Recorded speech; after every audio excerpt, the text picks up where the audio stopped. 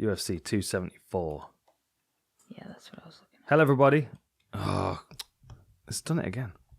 There we go. What again? I keep banging my head on the mic. Hello, everybody, and welcome to the Outlaw Picks podcast. Today we are discussing UFC 274. Myself and the lovely Veronica. Sorry, we're late. Are we late? Yeah, doesn't it normally go up on Tuesday? Oh, it might do. Yeah, we are late, aren't we? Yeah. Sorry. Well, no, there's a good reason for it. Part of the reason why you've got, a hat to guard your ears as well as the headphones. Part of the reason why I've got these on is because I am right on the verge of a headache. I can feel myself like teetering into headache-ness. Yeah, I felt the same all day. Yeah, we're about 15 rows back from the front at Tool last night in Manchester. Amazing. Amazing. And it was a surprise as well, which I'm not very good with surprises, but Veronica managed to keep it for how many weeks? A lot of weeks. Anyway, a lot of weeks. So your ears are ringing a little bit. A little bit, yes. And I have a headache, and these glasses are just perfect for taking a bit of the... These are like bright lights right in front of us all. If you knew how bright these lights were, it's like sitting in, right? It's like, okay. I feel a little bit fragile from the volume of last night. Okay, we'll It was whisper. beating through my chest. Boom, boom. Okay. No, energy up. Right. UFC 274. Before we get into that, we will give our sponsors a little shout out. So we are sponsored by our friends at NordVPN today for all those geo-blocking needs. If ever you need to watch a show that you can't get a hold of or whatever, you can take a digital vacation in another place where you're allowed to, like London, for example. And you can use NordVPN to do that. So grab your exclusive NordVPN deal by going to nordvpn.com/outlawed. That's outlawed with the ED. And you'll get a huge discount off your NordVPN plan, plus 1 month additional free and a bonus gift. And it's completely free because Nord has a 30-day back guarantee. So get on that. NordVPN are awesome. We're all on Nord over here at Full Reptile. And our friends at Xbrain. Go to xbrain.co.uk and just go through all of the awesome supplements they've got. We use their protein all the time. There's the collagen here, which is great. The sleep optimizer, the total brain optimizer, all of your On It supplements as well. And I don't have it here, it's still in my bag from the trip. Neuroptimax, my favorite pre-workout. There's loads of stuff there. The mushroom coffee is also amazing. So go to xbrain.co.uk. That helicopter is on its way right now. To xbrain.co.uk and use the code OUTLAWED and you will get 20% off. I don't think they heard the helicopter, so they'll just think you're crazy. They didn't hear the helicopter. I don't think it's going to pick it up.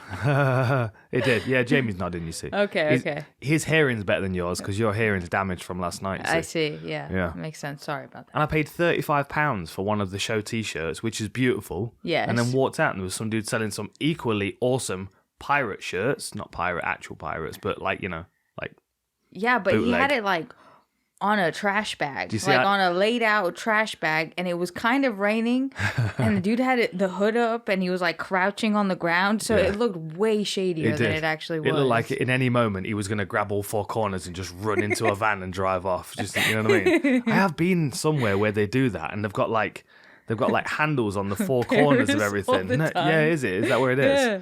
I think it was in Portugal, and they just quick grab the corners and fold it up and run if this is the police coming. Anyway.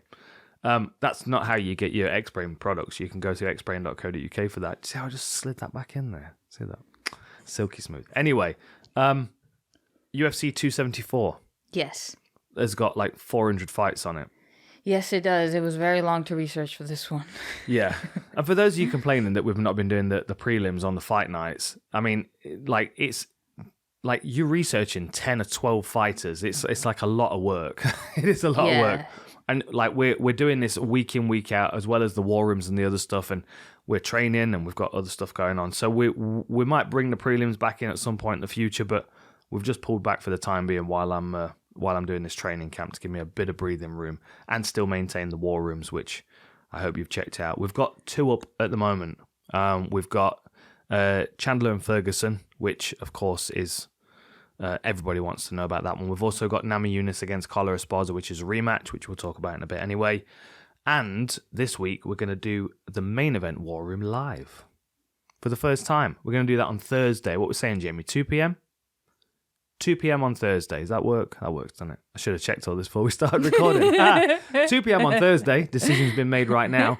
We'll do a live War Room. So I'll start the show. I'll talk about the main event, discuss a few things, and then I'll be there in the chat to answer questions with the people, which will be very cool. The forum. It's a nice word, forum. Yeah. Anyway, right.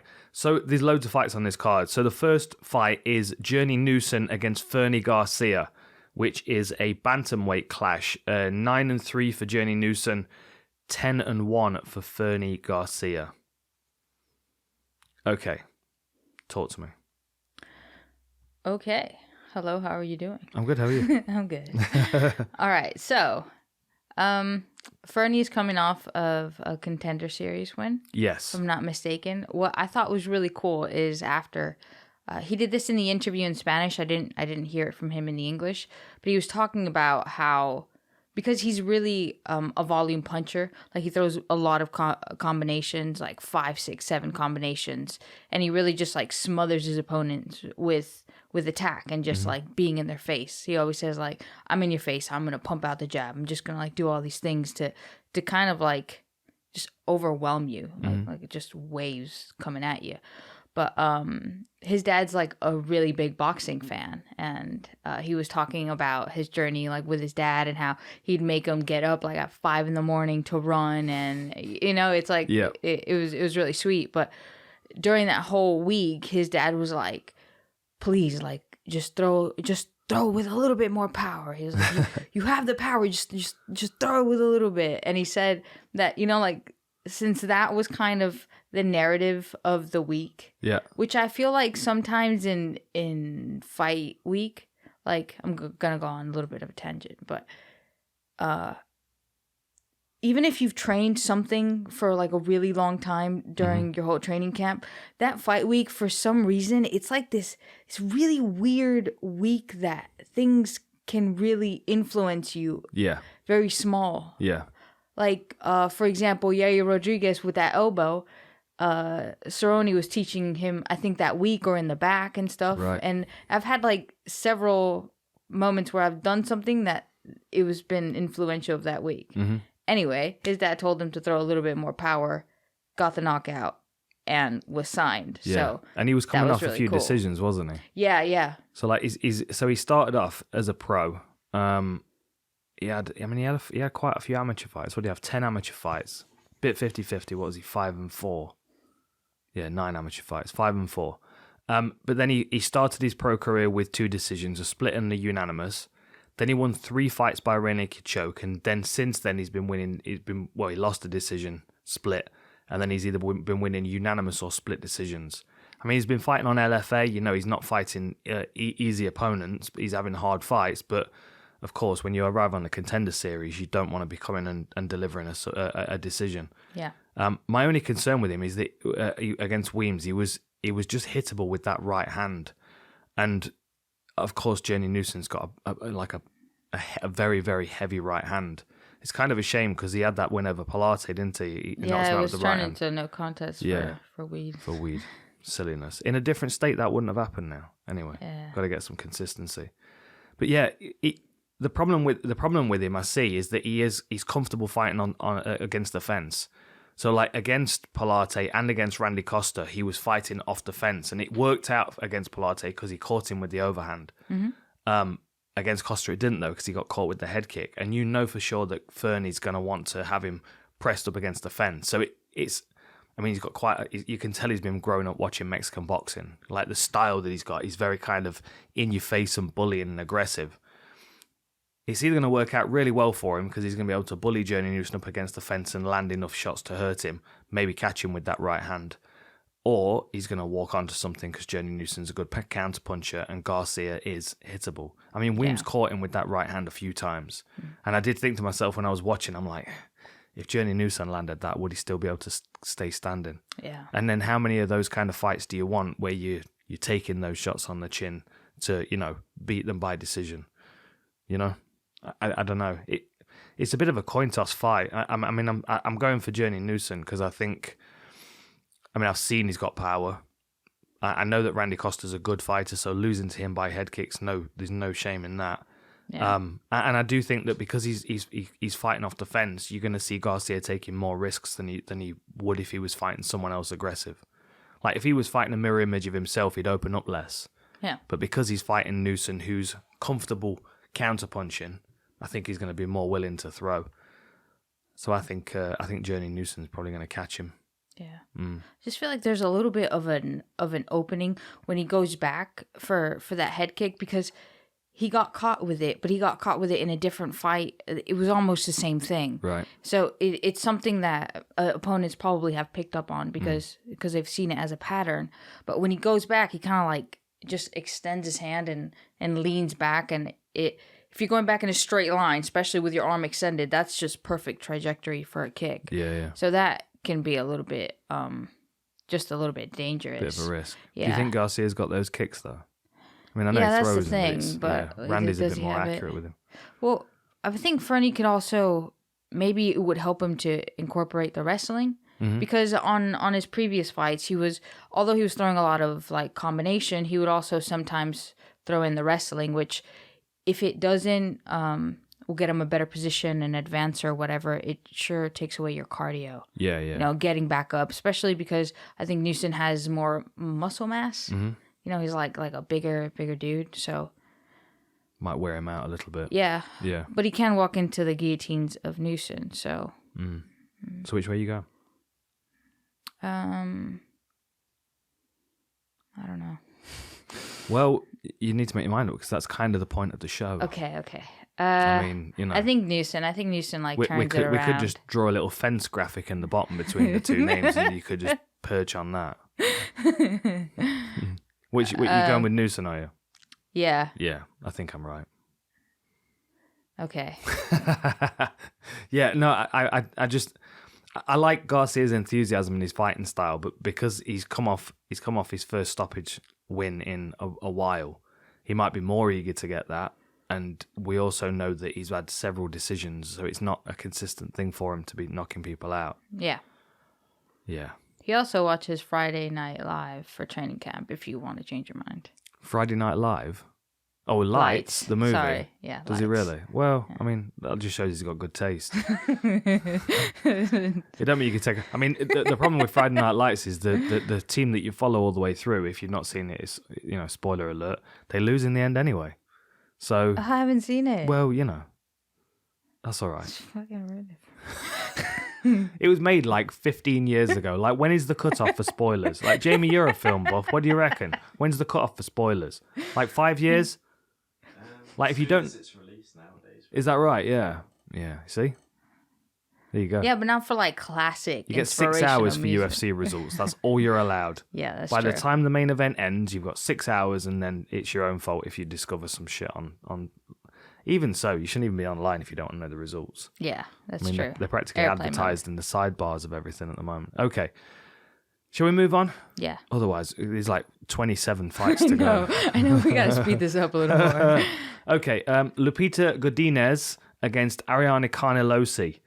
This one might be a bit of a bloodbath, Mm-hmm.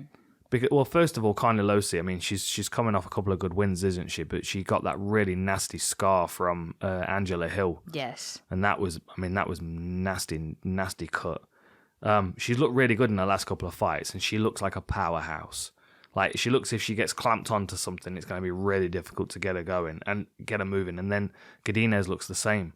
Like, they might just be smashing into one another, fucking beating each other up and trying to grapple. It might be a really evenly matched one, this. Do you give Godinez the slight advantage in grappling, perhaps? No, not in grappling. Not. What was that?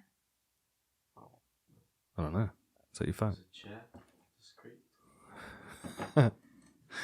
What do you reckon? That was a Pablo moment. Was it? Yeah. No, not in grappling. I feel like Godinez has good grappling if it's takedown initiated. Right. So like if she gets the takedown and in a good position, she has worked in these patterns where because the girls that she trains, well, first of all, her sisters are wrestlers. Like, they got their citizenship in Canada because they're such great wrestlers. Nice. So, and they're massive. Oh, they, They're way bigger than, they are huge. what, bigger than Godinez? So she... Yeah, she's tiny compared to Is that them. right? Yeah. Like, I think she's the oldest sister, but she's tiny compared to them. Huh. I never actually got to train with her sisters, but like that was one of the cool things about Vancouver that I wanted to do. Yeah. But yeah, her grappling is good when it comes to after a wrestling sequence has begun. So, yeah, and I think you think she's going to be able to?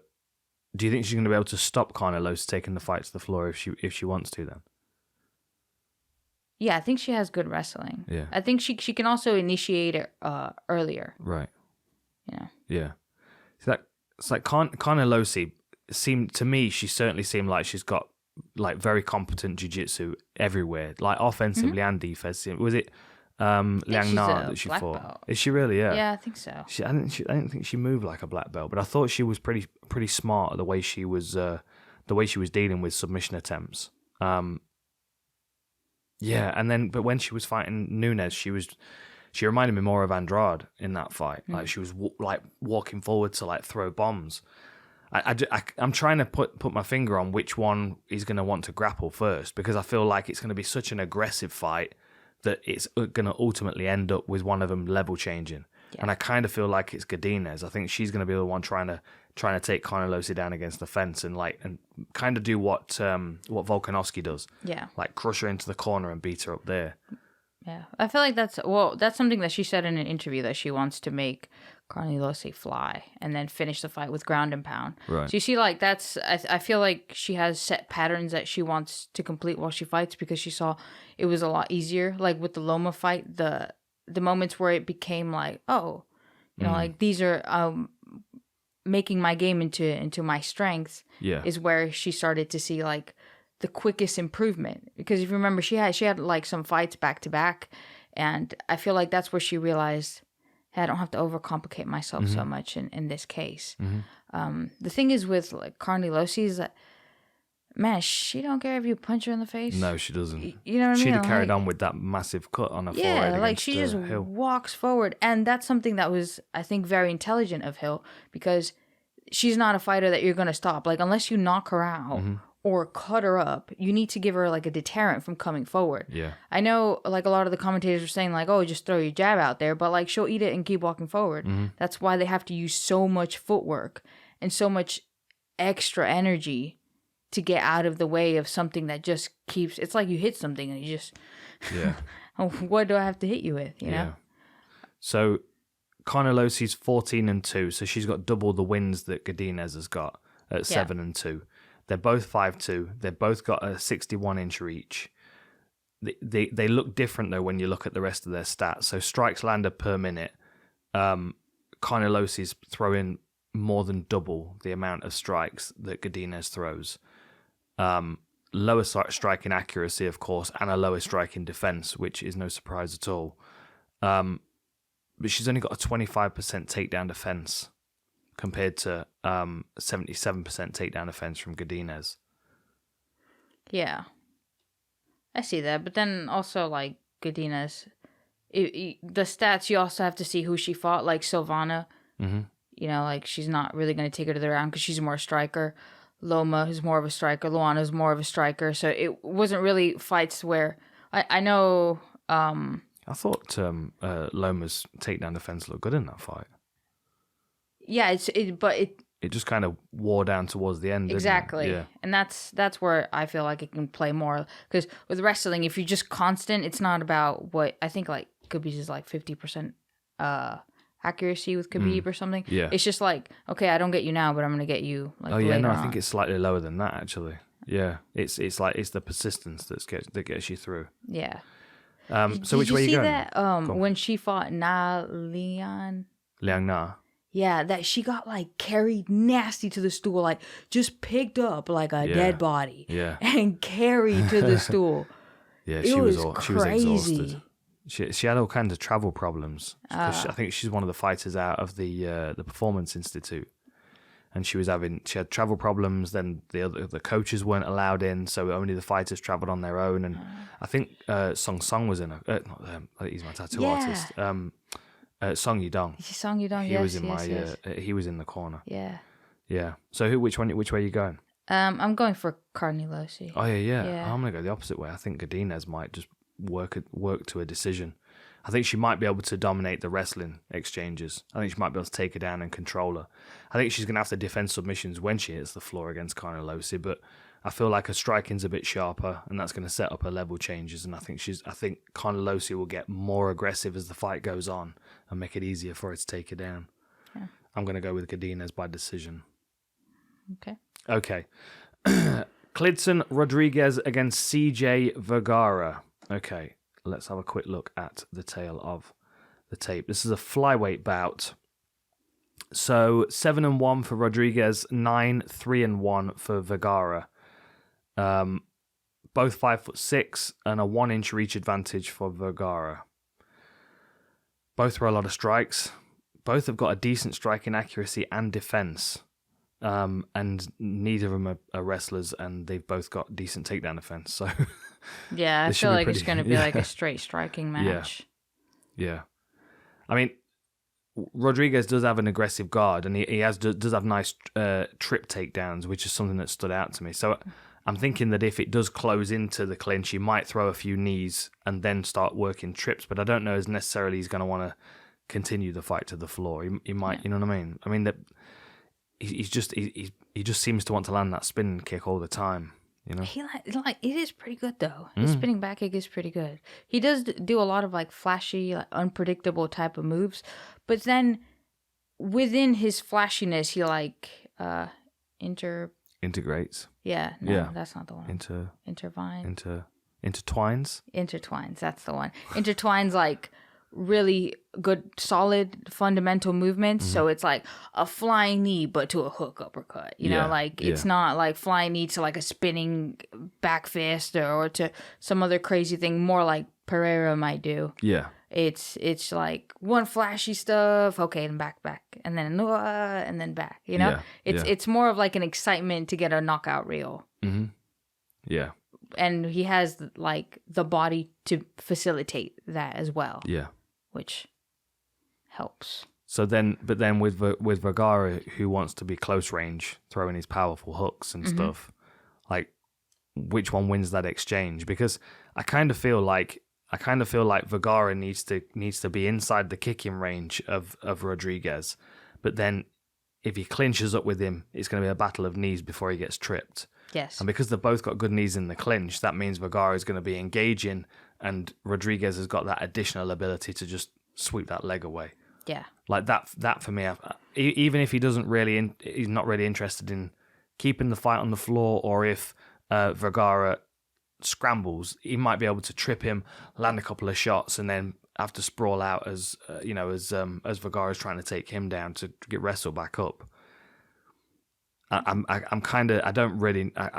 can see a few different ways that this one's going to go, but they're both big risk takers, and they're both quite unpredictable. It could just be, I don't know, I feel like something wild's going to happen in this one. Yeah, well, I feel like a lot of this can be determined by who starts the pace and who kind of becomes like that prey predator type of thing in the cage, like who's stalking the opponent down. And if CJ... There's a bad curse word in Spanish that looks very similar to his last name. Oh, is that right? Yeah, so I keep saying that in my head. But he can step through attacks and then use his knees very well, because he fought this guy called Bruno Correa. And I know Bruno from... Dropped him with a hook, right? With knees. With knees. Yeah. Okay. Well, maybe dropped him with a hook, but it's like the knee was what really like set everything off. Yeah. And Bruno's a like taekwondo guy, you know, like very good kicks. I remember I was with Matthew Nicolau, and they had me train with him because he was a taekwondo guy. Right. Which means like he'll be able to throw these kicks just like Rodrigues does. So what he did for it was kind of like took away that space and used those knees to like intersect all the shots. So that may be like a good approach for him when he's fighting Rodrigues, because if you give somebody the space to do their flashy stuff, then they're going to capitalize on it. Yeah. But if you take that away, it makes him more panicky. Yeah. I kind of see him. I kind of see him getting a bit caught on the outside, Vergara. I can see him getting a bit stifled with the movement of Rodrigues. Like, he seemed to struggle with O'Day Osborne a bit. You know, he struggled with O'Day's movement and him dropping to that lead knee, which is a really interesting feint that he uses. And Yeah. I don't know. He kind of struggled to break through the unpredictability of what was going on and couldn't quite get going. And I can see Rodrigues doing that with the fact that he's so confident and so light on his feet and lots of spinning attacks and stuff. Do you feel like it might be because for that fight, he didn't really look himself? Like, he had missed weight by like 3 pounds. No idea. Yeah, so maybe it was something, Maybe. you know, like he didn't train as hard, or it was a little bit of a surprise thing and he was just kind of off. Yeah, maybe. Could be. Yeah. I think Rodrigues is going to do it still. Yeah, I do as well. Yeah, I think his movement's going to be a bit frustrating for Vergara, and I think if it closes down, it'll be an exchange of knees until Rodrigues foot sweeps him. Yeah, and then it's just a win on the scorecards every time you drop someone to the floor, isn't it? Really, it looks good. Okay, so both for Rodrigues then. Yes. Next up, Tracy Cortez against Melissa Gatto. Okay, tail of the tape. So this is a women's flyweight bout. 9-1 for Tracy Cortez, 8-0-2 for Melissa Gatto. So both had 10 fights, both 5'9". Tracy Cortez has got a 65-inch reach, so Gatto's got a 4-inch reach advantage at 69. She's also got a higher striking output, pretty equal striking defense, to be honest. Both got good takedown defense. 87% for Cortez and 85% for Gatto. But then Cortez's takedown accuracy is higher, 46%, with more submission attempts as well. Yeah, she gets that back really well. Mm. And she always seems to be able to scramble into the back and straight away to a figure four. She doesn't waste like a second. She's there and she locks it, which I find quite impressive because she has really big legs. You know, like her legs are thick. Yeah. So for her to be like, I can imagine what her opponents must feel like because she has really big, strong legs. And for you to be able to close that, there is not a lot of space for your ribs. Yeah. And then if you twist, especially when you bridge or when you try to do any extending movement, when you have a figure four, it really crushes your ribs. So it can be quite dangerous. And I feel like that's also a big reason why she keeps that position so long. Yeah. Because there's a really tight squeeze to it. And she does really well with like ground and pound. Mm-hmm.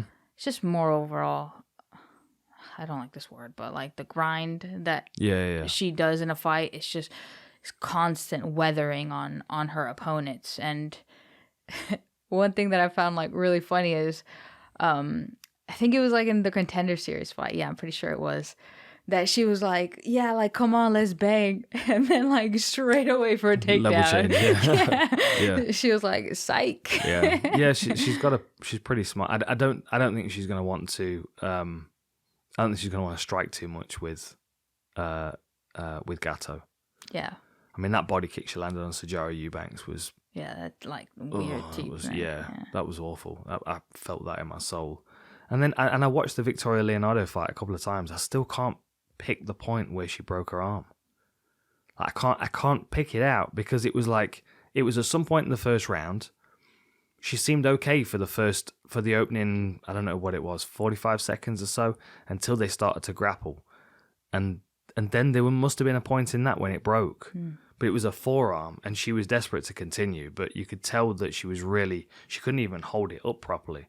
Like all the way through the fight, it was uncomfortable. But I don't know. That just tells me that Gatto she's just a damaging fighter. Yeah. You know what I mean? So her more frame just kind of looks like bony and sharp and like painful. And she's got subs as well. You know, kimuras and arm bars and stuff. So. Boy, did you see her fight with Side Rocha? No. That was not a draw. I'm gonna tell you that. Did that she was win like it? Yeah. no. Oh, did she not? That was No. like an organization is your friend. Oh, right. Okay. So we're just going to score it a draw. Right. Yeah. Because what happened there was like... So how did she lose it then? Well, she just got like taken down and controlled and punched, basically. So it could be the same as the... Exactly. That's kind of what I was thinking, because it was like this like very strong girl that just like took her down and almost...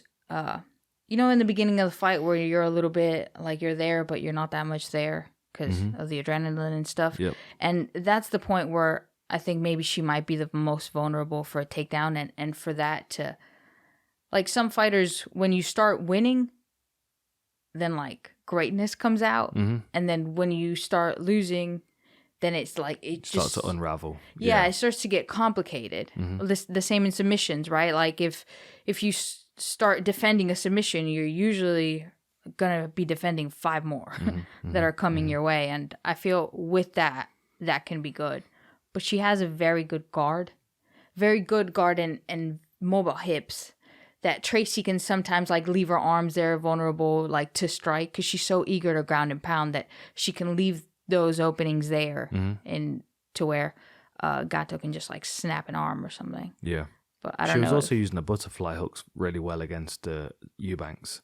Yeah. And Sijara Eubanks is not an easy person to grapple with. She's a strong grappler, black belt. Black belt as well, yes. Like swept her with butterfly hooks. And I don't know. I feel like I know what to expect from Tracy Cortez. I know that she's going to try and wrestle and control and chase the back, and she'll be aggressive with her striking in the process. But I don't know. I feel like Gatto's just generally like more damaging.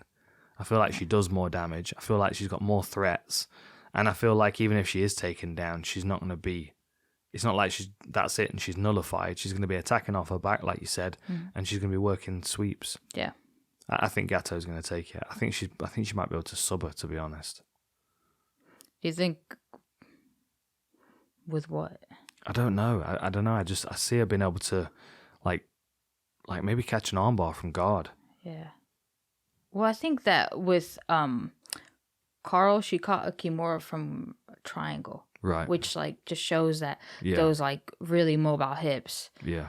And if she gets taken down, one takedown that I really like from Tracy is that inside leg trip that Henry Cejudo uses a lot. And she uses it beautifully when girls are going out, especially because she doesn't really need to chain wrestle it too much, because it's not like the foot gets out of the way to a different thing that she has to follow up. It just, she gets it right away. Yeah. But does she get it into a guard thing? Also, with her dating Ortega, maybe they've been drilling a lot of... She's been doing loads of guard training. Giggity. I mean, the thing is with that, so she uses the inside reap. The problem with the inside reap is it lands you in guard unless you can somehow get past the opposite leg. With the outside reap, you're already passing one leg, so you're probably almost always gonna end in half guard, if not side control. So it's a good takedown, but it might not work out well for her against Gatto. Yeah. I think Gatto wins by submission in this one. I think it's gonna be a good fight though. Okay. Yeah. Which way are you going? Yeah, I was going to say, didn't even ask. Don't even care. You're welcome to volunteer. Go on then. I'm going to go with Tracy. I feel like she looks... Like, I've been seeing, like, her Instagram and stuff, and she looks really focused on this one. Yeah. I feel like she doesn't always look focused. Mm-hmm. Like, I've seen her, like, especially in the bantamweight, she looks like she cuts a lot to get to bantamweight and was not at a weight that you should need to be cutting. You know? Which, I mean, a lot of the staff were saying the same thing. Yeah. It's not just I'm sure she's really happy to hear that. all the UFC staff were gossiping about, to be honest. No, it's just that like she's very big naturally, like very strong, very big. Good hand movement God, there. fuck.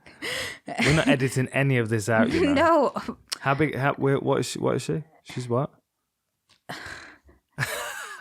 Dude, she's Hispanic. All Hispanic females have a big butt and big legs, and that's just natural. And we gotta diet so much to not have a big butt. Okay, is that better? So what you're saying is she stayed in better shape between fights. She's like kept her weight down and stayed. Yes, because she did miss weight with that Chris fight by basically like half a pound or something. She missed weight on that, and yeah, so maybe it was like, oh, I'm gonna change this a little bit better. And the guys over at Henry Cejudo, they do like great jobs at the weight cutting and stuff like that. So I just think she had a better hold on this. Right. And probably will perform better this time around. Gotcha. Oh my God, please crop all that out. No. So you're going with Tracy, are you? Yeah. Okay. All right. So Francisco Trinaldo against Danny Roberts. So Francisco Trinaldo has fairly recently moved up to welterweight. He is 1-1 as a welterweight. He lost a decision to Muslim Salikov, and then he beat Dwight Grant by a split decision. Danny Roberts, on the other hand, as he's won his last 2, if I'm not mistaken. I'm just going to pull it up here. So 27-8 for Francisco Trinaldo, 18-5 for Danny Roberts. Loads of fight experience between them. A decent height advantage with Danny Roberts, who's 6'1" compared to 5'9". Obviously, Trinaldo really being a lightweight, an old lightweight now, cause with him being 43. I think that's one of the reasons why he's moved up a weight class. Danny Roberts also has a 4-inch reach advantage. He's just going to look massive by comparison. Yeah. Slightly higher striking output for Danny Roberts. But then, I think he's going to be dealing with Trinaldo close ranges, and he's going to need some takedown offense. He's got 56% takedown offense. I think Trinaldo is going to try and ground him. He's going to, because Danny Roberts, although he stands heavy on that lead leg, it makes him feel like he's hittable. He's very good at getting his head out the way and slipping away and making people reach and miss.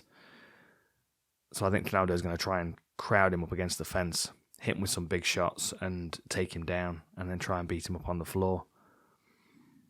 I feel like that would be the smartest approach, really. Yeah. And Francisco is a little bit of a bully. Yeah. When he fights, and I feel that's the people that Danny Roberts has struggled with. When it's not, I feel like he's very much of an athlete that also fights like very, very technical, maybe like Olympic style boxing, where it's it's more of a technical more of a contest. Approach. For sure. And when it comes to like just scrapping, getting mean about it, he gets a little bit hesitant and tentative to throw hands. Yeah. And then level changes, because that's what he was doing against Imadaev, who was game for a fight. Kept level changing underneath, but then caught him with that counterpunch. I think he's got the skills to be very good all round. I think you're right. It's where he's at in his head and what he's doing with the pressure. And the problem with there being such a height and reach disadvantage for Trinaldo is it kind of doesn't give him a choice. He has to be close and bullying because he can't fight on the outside. Yeah. It would probably be easier for Danny Roberts to fight someone with a similar height and reach who also feels like they can fight at a distance. And then he can use his athleticism and his slickness to have a sparring contest, basically, a game of tag. I don't think Trinaldo is going to give him that. I think he's going to close him down. But then at the same time, Trinaldo's he's small and he's 43 and he is hittable. And Danny Roberts can crack. I don't know. I'm going to find it hard to pick against Danny Roberts in this one, to be honest. I think he's going to be able to knock him out. I think he's going to be able to catch him with a clean shot, probably in the second round after being under pressure in the first. Yeah, I believe so as well. Yeah. You think he's going to win, do you, Danny? Yeah. Yeah, I've cracked my back. It might just be a hard match because Trinaldo has that nasty, powerful overhand. Then he can like throw knees, and his ground and pound from half guard is vicious. Like he controls your hip and just wails at you. And if he gets, let's say he throws an overhand right to a takedown to like just a bit of ground and pound, and then Danny's just like, oh shit, this old man can fight. If that starts to play in, it can be a little bit dangerous. It's kind of like an uncle trying to fight a teenager. The teenager is just like better built, but the uncle's the uncle. So what you're saying? You think Francisco Trinaldo is going to uncle him then? Yeah, he's just such a nightmare of an opponent. Yeah, like I've seen him beat people who are technically better than him or technically like more polished, especially especially in the striking. Yeah, like Jai Herbert was I having was a really gonna good say time that, in but that then fight I was until like, he got caught. I don't want to bring that up. No, I mean, that's Trinaldo for you. But I feel like that might work well for him at lightweight, but at welterweight, taking shots from these bigger guys. Yeah, that's true. Like, I think Danny Roberts is going to knock him out. Like I said, I think a high pressure first round where Danny Roberts is maybe level changing and taking Trinaldo down and trying to hold on to him, but then I think second round Danny's going to catch him. Trinaldo's going to come crashing forward, feeling confident from the first, and then bam. What if he takes him down, ground and pound, he tries to scramble, and then he gets a head and arm choke with his, like, old man power squeeze? Be like, who's your uncle? Is that what he's going to say to him? Yeah, Imagine if he just he's not going to say, who's your daddy? Like, that's weird. But who's your uncle's not weird. That's not weird. Yeah, because, like, who's That's not your weird at daddy all. sounds kind of, like, sexual. Does it? Yeah. I don't know. Maybe. And this is why we don't do the podcast live. Okay. If you edit this, you must edit that other stuff. It's all staying in. It's all staying in. Why? Why not? So Francisco Trinaldo, you think, is going to win? This is not a smart decision. You've talked yourself into this yeah, already. I've talked myself into it. I'm saying Francisco. Okay, but now you're questioning yourself because you think Danny Roberts is actually going to knock him out and you just don't want Yeah, to agree because with Danny Roberts is, like, just better, like, physically and more, So like... why are you not picking to win then? Because sometime Uncle got a story to teach you. He got a lesson you gonna learn. Right, okay. So Francisco Trinaldo by being his uncle. Yeah. And I think Danny Roberts. Ground and pound to Uncle Squeeze. Yeah. Okay, right. Talking of uncles. Blagoy Ivanov against Marcus Rogério de Lima. You know when we timestamp it, we need to leave that bit in. So people are like, if they skip through past the Francisco Trinaldo, they're like, talking of uncles? What the fuck is he talking about? Blagoy Ivanov, who, in my opinion, is an incredibly scary individual, against Marcus Rogério de Lima, who is also a scary individual, but looks way scarier in his Tapology page than he does currently. Yeah. Like, in his Tapology page, he looks scary, yeah. Lean, muscular, fucking ready to throw down. Sometimes he shows up looking more like Homer Simpson these days. He just, do you know what I mean? He just doesn't, He's like, he kind of even doesn't even look like he wants to be there sometimes. And that really frustrates me. And the thing is, like, Ivanov is, I mean, he's an older guy as well, but he's got that kind of cold, like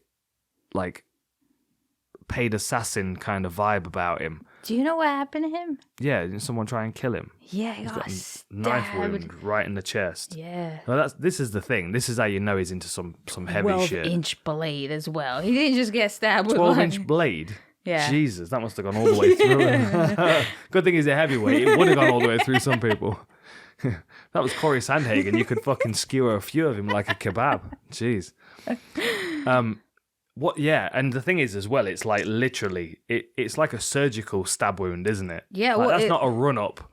That's not, there's no run up, or there's no sneaky fucking jabbing the ribs with that one. That's a proper. Dude, it punctured his heart. Of course it did. They That's tried to crazy. kill him. They were trying to kill him. And then he had No an doubt. infection in his organs, and he was put in intensive care.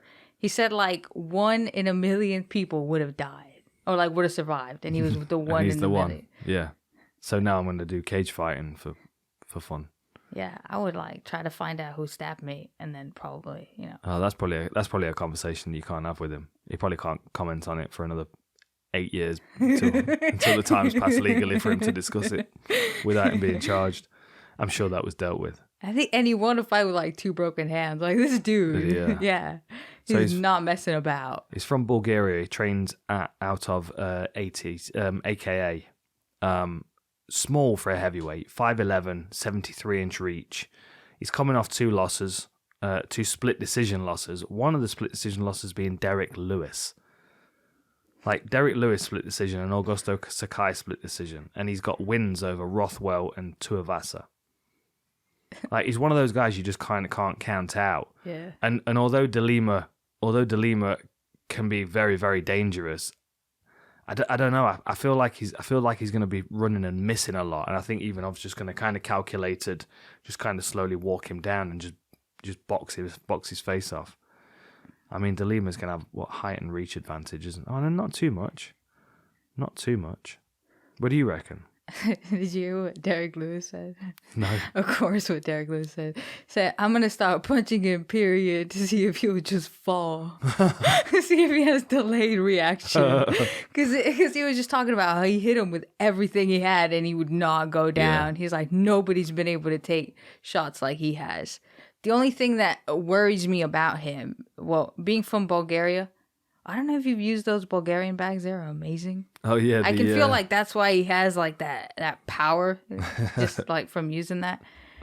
Anyway, inside low kicks and low kicks in general seem to be something that just really mess him up. Yeah. It's like he's very, very vulnerable to them. Doesn't check them or anything. And his leg he hits him and his leg just flies over. And that's something that Marcos does really well. That's, I feel, one of the best things he does is these like low kicks. Yeah.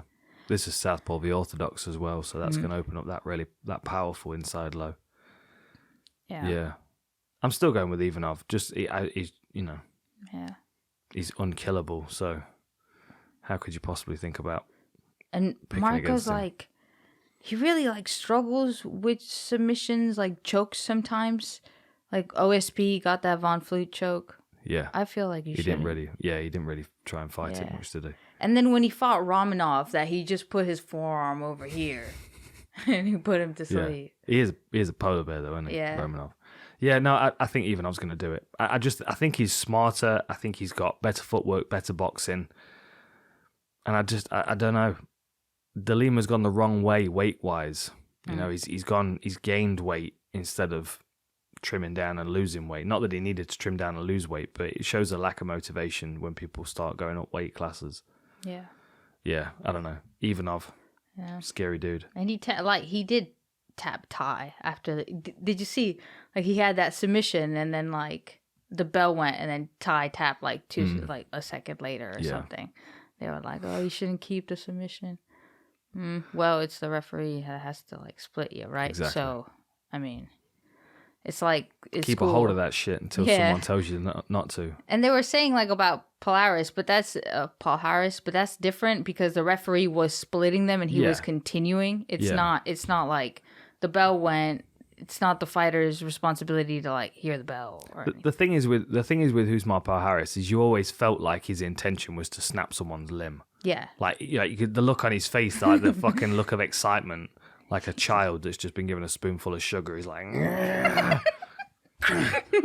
was always trying to snap shit. Animal. Okay, this next one's if Chandler against Ferguson isn't fight of the night, then I think it's going to be this one. Brandon Royval against Matt Schnell. So 13-6 for Royval, 15-6 for Matt Schnell. 15-5-1, no contest. 1 inch height advantage for Royval, 2 inch reach advantage for Matt Schnell. Southpaw v Orthodox, although I'm sure there'll be some stance switching in there. 100% takedown accuracy for Brandon Royval. What's he hit 1? That seems like a high stat, doesn't it? Yeah. I wonder how many takedowns he's had in his career to have 100% accuracy. 50% takedown defense for Matt Schnell. I feel like this is going to be a striking match, though, to be honest. Unless Royval's coming off worse on the striking exchanges, I don't think he's going to be grappling too much with Matt Schnell. Yeah, well, Matt doesn't mind like pulling guard or jumping guard if the fight really isn't going his way. 2 takedowns. Sorry, 1 against Tim Elliott and 1 against Alejandro Pantoja. Okay, but then Bontarin took him down 8 times. Yeah. I don't know. I just don't think Matt Schnell's that guy. I think this is going to be Matt Schnell can be quite a fast starter, and I think that fast start is going to create that fight similar to the Kai Kara France one that Royval had, which was just mental. I think we're going to see Schnell trying to pressure with his footwork and use his boxing. I think he might clinch at times, but I I think it would only be because Royval's catching him with shots. I think both of these guys are going to want to maintain the striking range as much as possible until someone gets hurt. Yeah, and then Schnell, Schnell's got guillotines you can throw in there. What do you reckon to this one? I feel like this one is Jamie's favorite fight on the card. It seems like a Jamie favorite. When I saw it, I was like, oh, this is probably a fight he'll really enjoy. Yeah. Just because like Brandon is such like nonstop action. He's always throwing feints or like knees up the center and really and on the grappling looks for angles to off balance his opponents and like omoplatas, Kimura's, like all of that. That is just, it's fun to watch. Yeah. Because you don't really know what you're going to expect, but you're going to expect a good fight. Yeah. Like a really good scrap. And Matt Schnell is another guy that like gives you that and has a lot of submissions on his record. 8, I think 2 triangle, 3 armbar, 2 guillotine, and an inverted triangle. But his loss was a guillotine, so, which Brandon's has. Got good guillotines, yeah. And it was beautiful the way he... Against Kai Kara France, he got the guillotine and then he adjusted it to a figure 4 guard, just so he wouldn't be able to get away as easily or like jump over or whatever to defend it. So that mid transition, because I felt like he was about to lose it, and then he transitioned and was able to keep it. And yeah, I felt that was really great. Yeah, it was cool, like spinning elbows and stuff. The issue I find with him is. Well, not the issue. Like one of my concerns is that, like his shoulder popped out, and if that happens, like they popped it back in, and he would have been probably able to continue. But for that to be a possibility in a fight is pretty dangerous, because then you start thinking, were you compromised during training? Yeah, what and other that's always things? And usually if it's a shot, that's always a possibility, isn't it? If it's And it's one of those that like don't really go away. It's like, you're a bad shoulder guy now. yeah. It's like it's forever. Hope he gets the other shoulder caught in a triangle then if he gets a triangle attack from Schnell. Yeah. Well, I think this one's going to be an absolute banger. I really do. I feel like Schnell's going to want to try and box as much as he can, because Royval's a little bit kind of wild, a little bit hands down, takes a lot of risks. I think Matt Schnell's gonna think he's gonna be able to come in behind like nice basic boxing and just keep him on the end of that and try and subdue the unpredictability of Royval. Yeah. Like if he can hit him and hurt him, then Royval might level change into a guillotine, and Schnell might jump on that, especially feeling like he might have triangles to back it up. But then that's where the ground game of Royval comes in as well, and I think that's just as chaotic as his striking. Yeah. Lots of armbar finishes for Royval, arm triangle. Yeah. And Matt Schnell was supposed to fight Alex Perez. And remember, because we did one of the Pigs podcasts, we did it with Matt Schnell, Alex Perez, and... Yeah. It's been cancelled 4 times, that fight. Yeah, 3, I think. No, 4. Yeah, 4 times. They tried to remake it at the beginning of 2022, and it was cancelled then as well. Yeah. Oh. Perez missed weight. But it wasn't because Perez missed weight. So that's what I initially thought. I thought because Perez missed it by 1/4 pound, and then it was like fight canceled due to like weight. Right. And I was like, did he not take the fight from 1/4 pound? So was it with his recovery then, which was the issue? No, it was Matt Schnell that didn't, because he wasn't okay. Oh, right. Yeah. So they told Alex not to continue the second cut, because you have like the hour or 2 window to go in and remake the weight, but they told him not to do it because he wasn't being like cleared to fight. Oh, so right. He wasn't okay. Okay, so we've got to keep an eye on his weight cut as well then this time around. And I thought maybe, and in an interview that I saw, he did look like just down to the bone. Really? Like really, really, really skinny. Well, that's not a good sign. Yeah, he ate a lot of low kicks versus Bontrain as well. Yeah, ate a lot of low kicks. And he leaves quite a big of a gap for like an overhand right to come like through his guard, I feel. But one thing that I really like about his boxing or like his striking is that he'll like dip his head towards towards an angle, either open or closed, and then continue an attack that way. So when you think he's going to switch to where people do, it's kind of like, oh no, I'm still here. I'm still in this angle. which is cool. But then obviously sometimes he can get caught with the overhand. Yeah. Which can be can be an issue. Yeah. Going for Brandon. Oh yeah. See, I'm kind of on the fence about this one. I'm leaning towards Matt Schnell. I can see it being like a split decision, and I can see it being like both of them think they've won at the end of the fight. Yeah. And I could see it being Matt Schnell's like crisper boxing that makes the difference on the scorecards. I think because he's able to use more basic boxing skills, he's able to chain his combinations together a bit better, and his footwork supports his movement better than Royval's does. I could go back and forth on this one and pick it either way.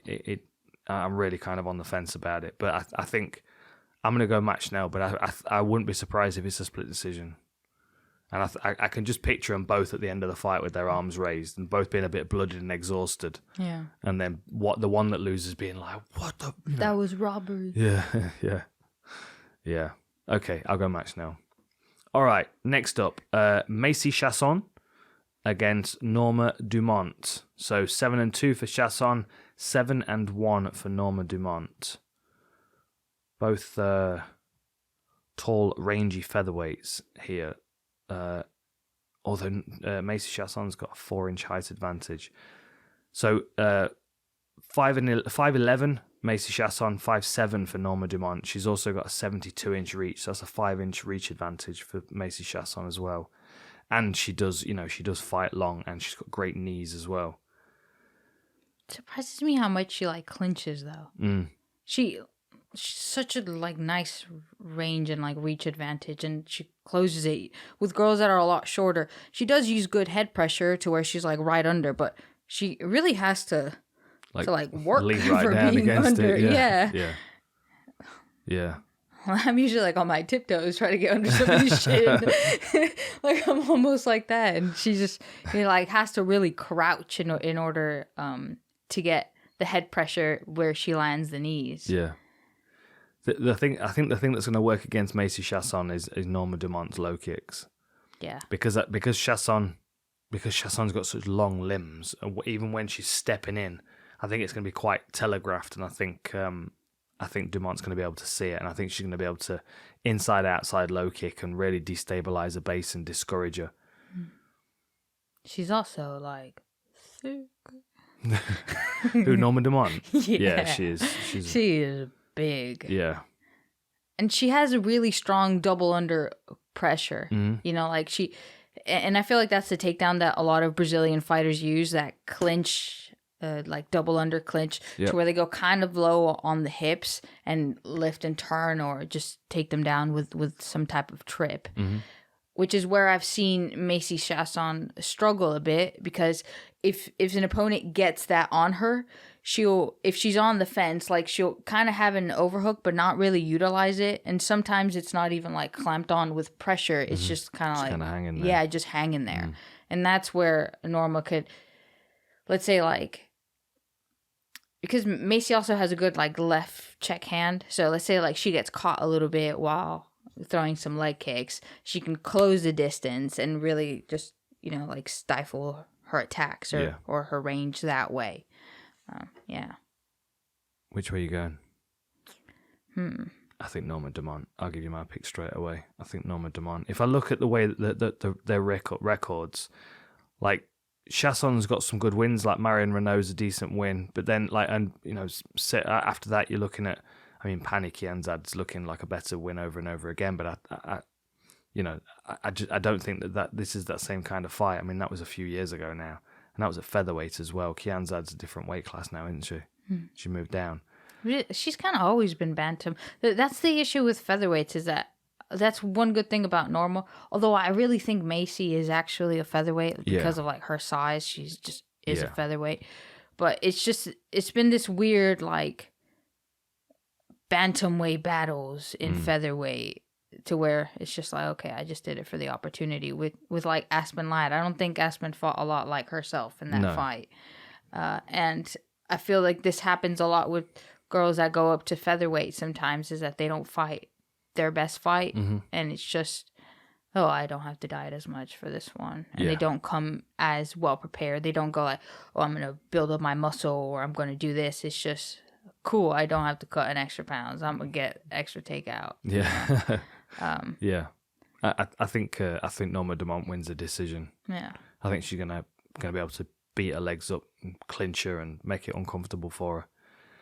I think Chiasson's height's gonna work against her in this one.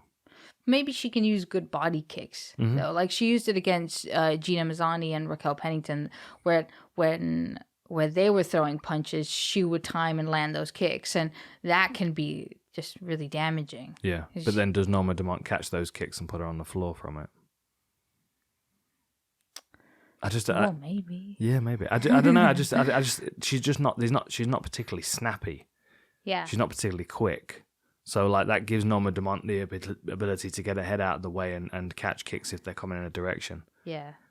Yeah. Plus Norma has, even though their record is similar, I feel Macy has been less in the sport. Like she came in the Ultimate Fighter, but didn't really have a lot of experience or anything. It's been really just like learning quickly and not Very over a long period of time. And Norma has been probably doing this for longer. Yeah. And I was listening because I went on Instagram just to see like a little bit more of what she was doing.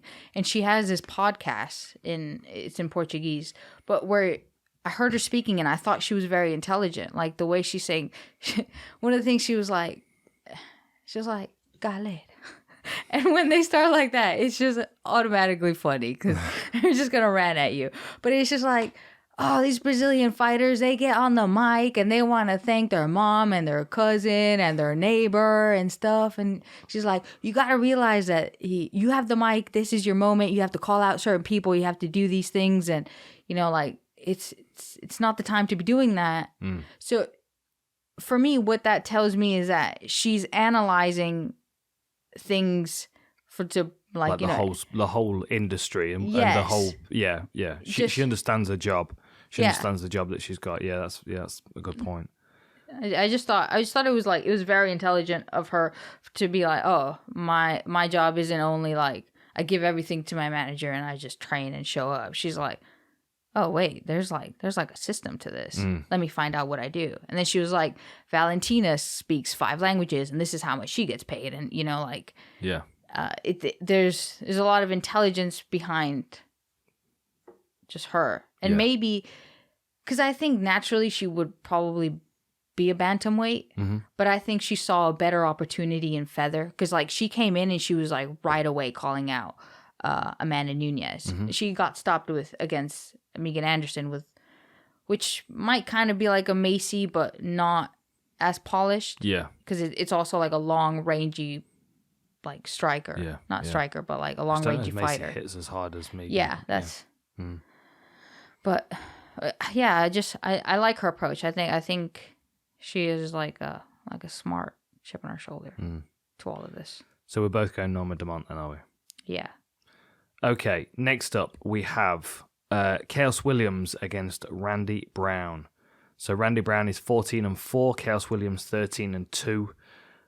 Randy Brown is 3 inches taller, but only has an inch reach advantage. I thought he was going to have a decent height and reach advantage in this one. Khaos Williams 77-inch reach, 6 foot tall. I'm really high on Randy Brown, to be honest. I think he's very, very slick. I think he's got lots of straight away. I think he's got lots of very problematic skills for Khaos Williams. I think Khaos can be dangerous because he can close people down and crack them and really hurt them. But it's quite a straightforward game that he's got. Yeah. And I think it kind of plays into a lot of what Randy does. I think he might be able to sub him. I could see Randy Brown catching him and hurting him, but not knocking him out, but then subbing him, like jumping on him and choking him, or I mean that the choke that he got on Alex Oliveira, like one arm, like that's how you've got long arms when you don't need the other arm. You just strangle them. I'm going Randy Brown in this one. I think I can see him getting cracked and hurt by Khaos Williams, but that's the only way I can see Khaos Williams winning this one. Yeah, that's like the one like punchers. What do they say in boxing? Punchers chance. Yeah.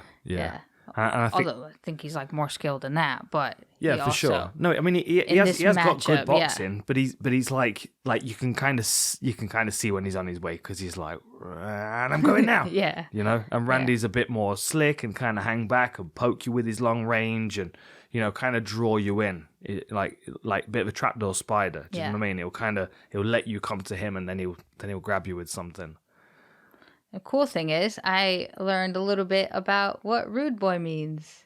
You did? Because you were teaching me about music. Yes, well, we're going to see the Beat soon, aren't we? Yes. Which is a ska band, a rude boy band. And Randy Brown is from Jamaica, which is one of the roots of ska music. Well, the root of ska music.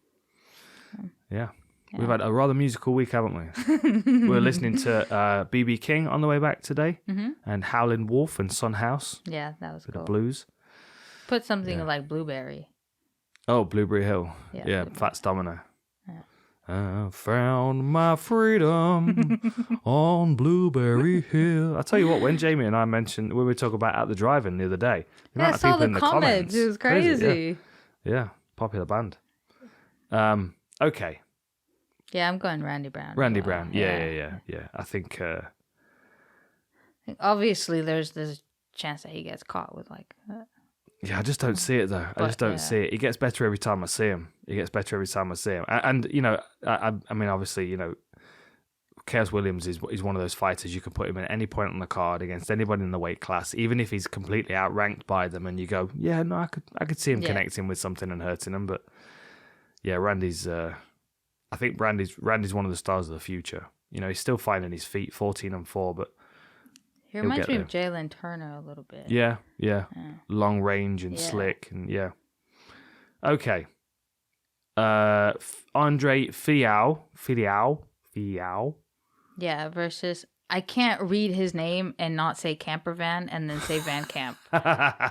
Especially because it's like Cameroon Vancamp. Cameron Van Campervan. I just read Cameroon Campervan. Cameron Campervan. Cameron Van. So we have Andre FIalho against Cameron Van Campervan. Wait. What? You're tricking me here. I'm sure of it. It's a trap. Yeah, so, versus Campervan.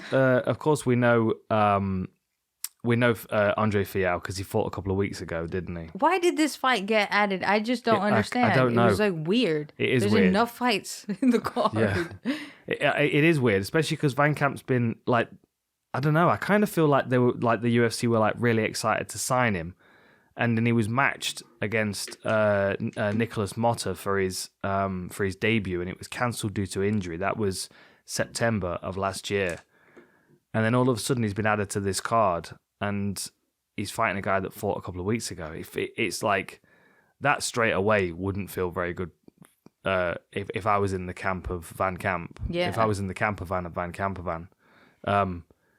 Because he's fighting someone. Me.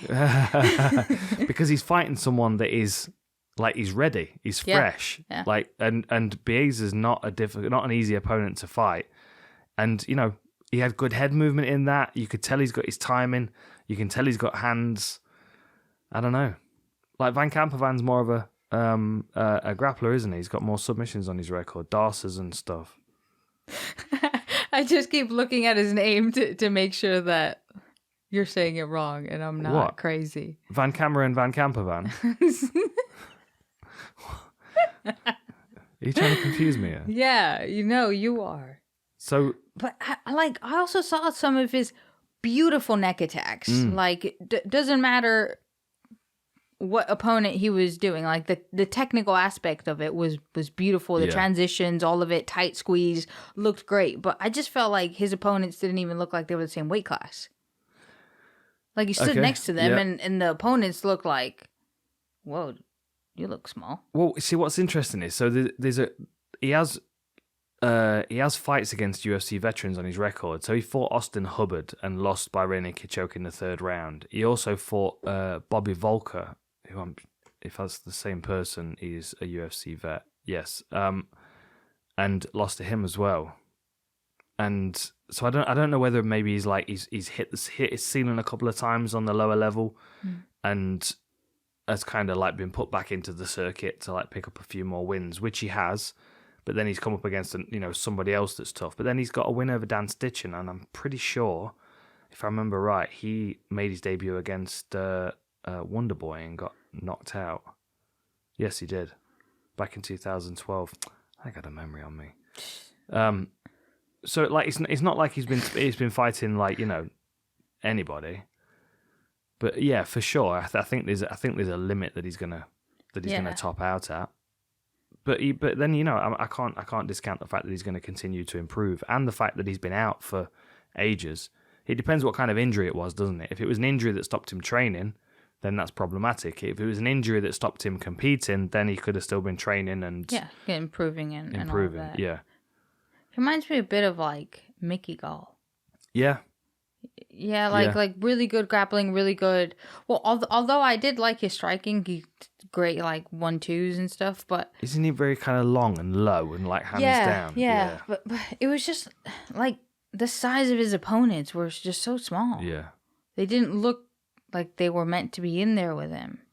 So where are we here? So he's 2 inches taller than FIalho, but his reach has not been recorded yet because he's not made his debut.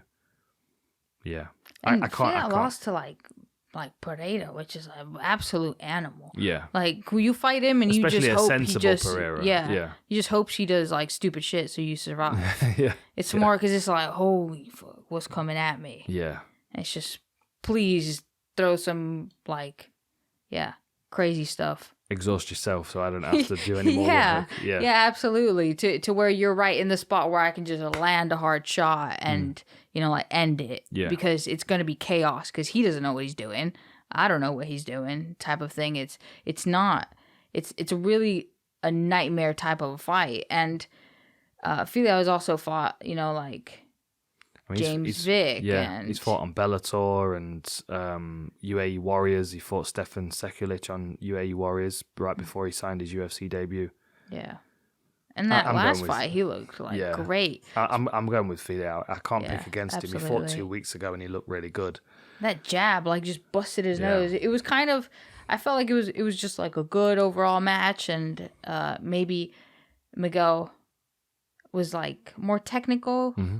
In a way, just overall more technical, but when he landed those 2 jabs, it was almost like the fight went from like, oh, he was a pretty good contestant to he just took over. Yeah, he has so much power as well. So you're going with FIalho, are you? Yeah, and not Vancamp and Vancamp.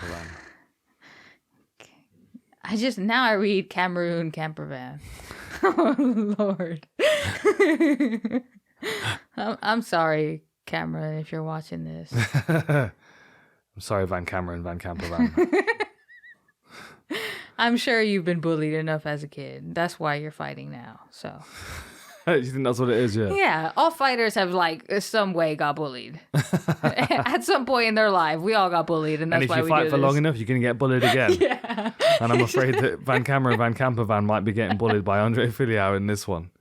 He might be getting bullied for his Van Campervan. Can you imagine if he was fighting you? You'd be such a nightmare. You'd be horrible at the press stuff. Just make him sad.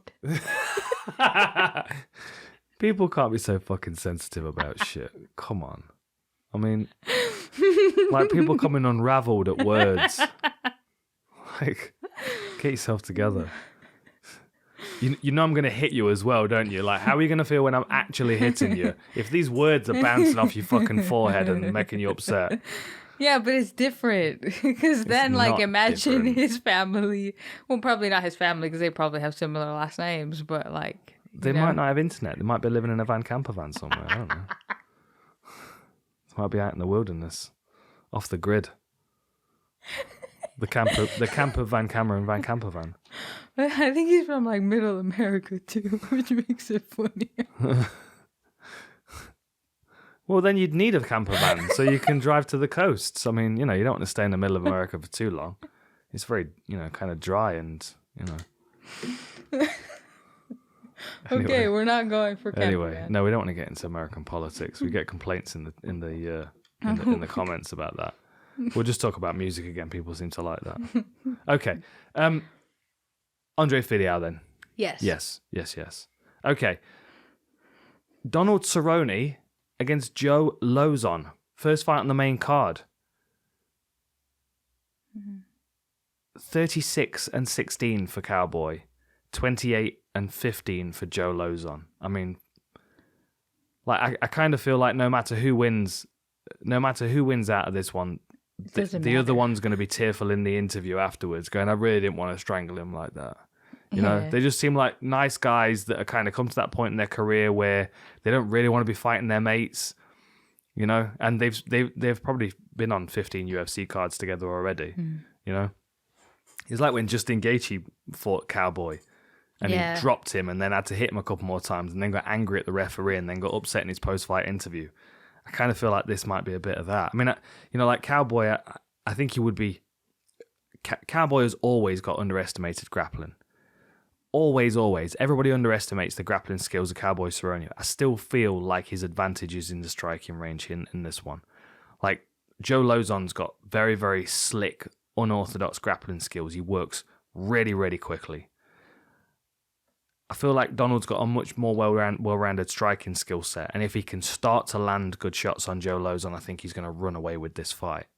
But if it becomes tangled up on the floor, I could quite easily see Cowboy getting caught in a heel hook or some kind of head and arm entanglement that is, I don't know.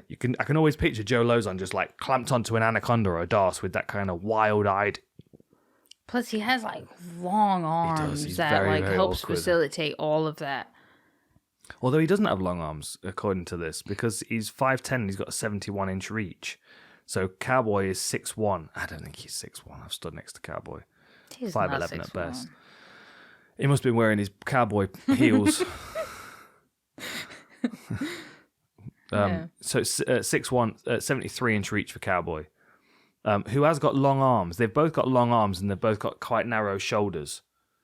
As I explained about Max Holloway, he's built a bit like a fish finger with arms. You know what I mean? His body is very kind of like long and narrow and rectangular. He doesn't kind of triangle out. Yeah. Like Paul Daly, for example, is shaped more like a Dorito with arms because he's got a really good triangular shape, and so the points at which his arms start are like way apart compared to Cowboys who are like here because he's got narrow shoulders. You know? I've photoshopped that in my head already. Yeah, of course you I have a fish finger with Max Holloway's head and a Dorito with Paul Daly's head. There you go.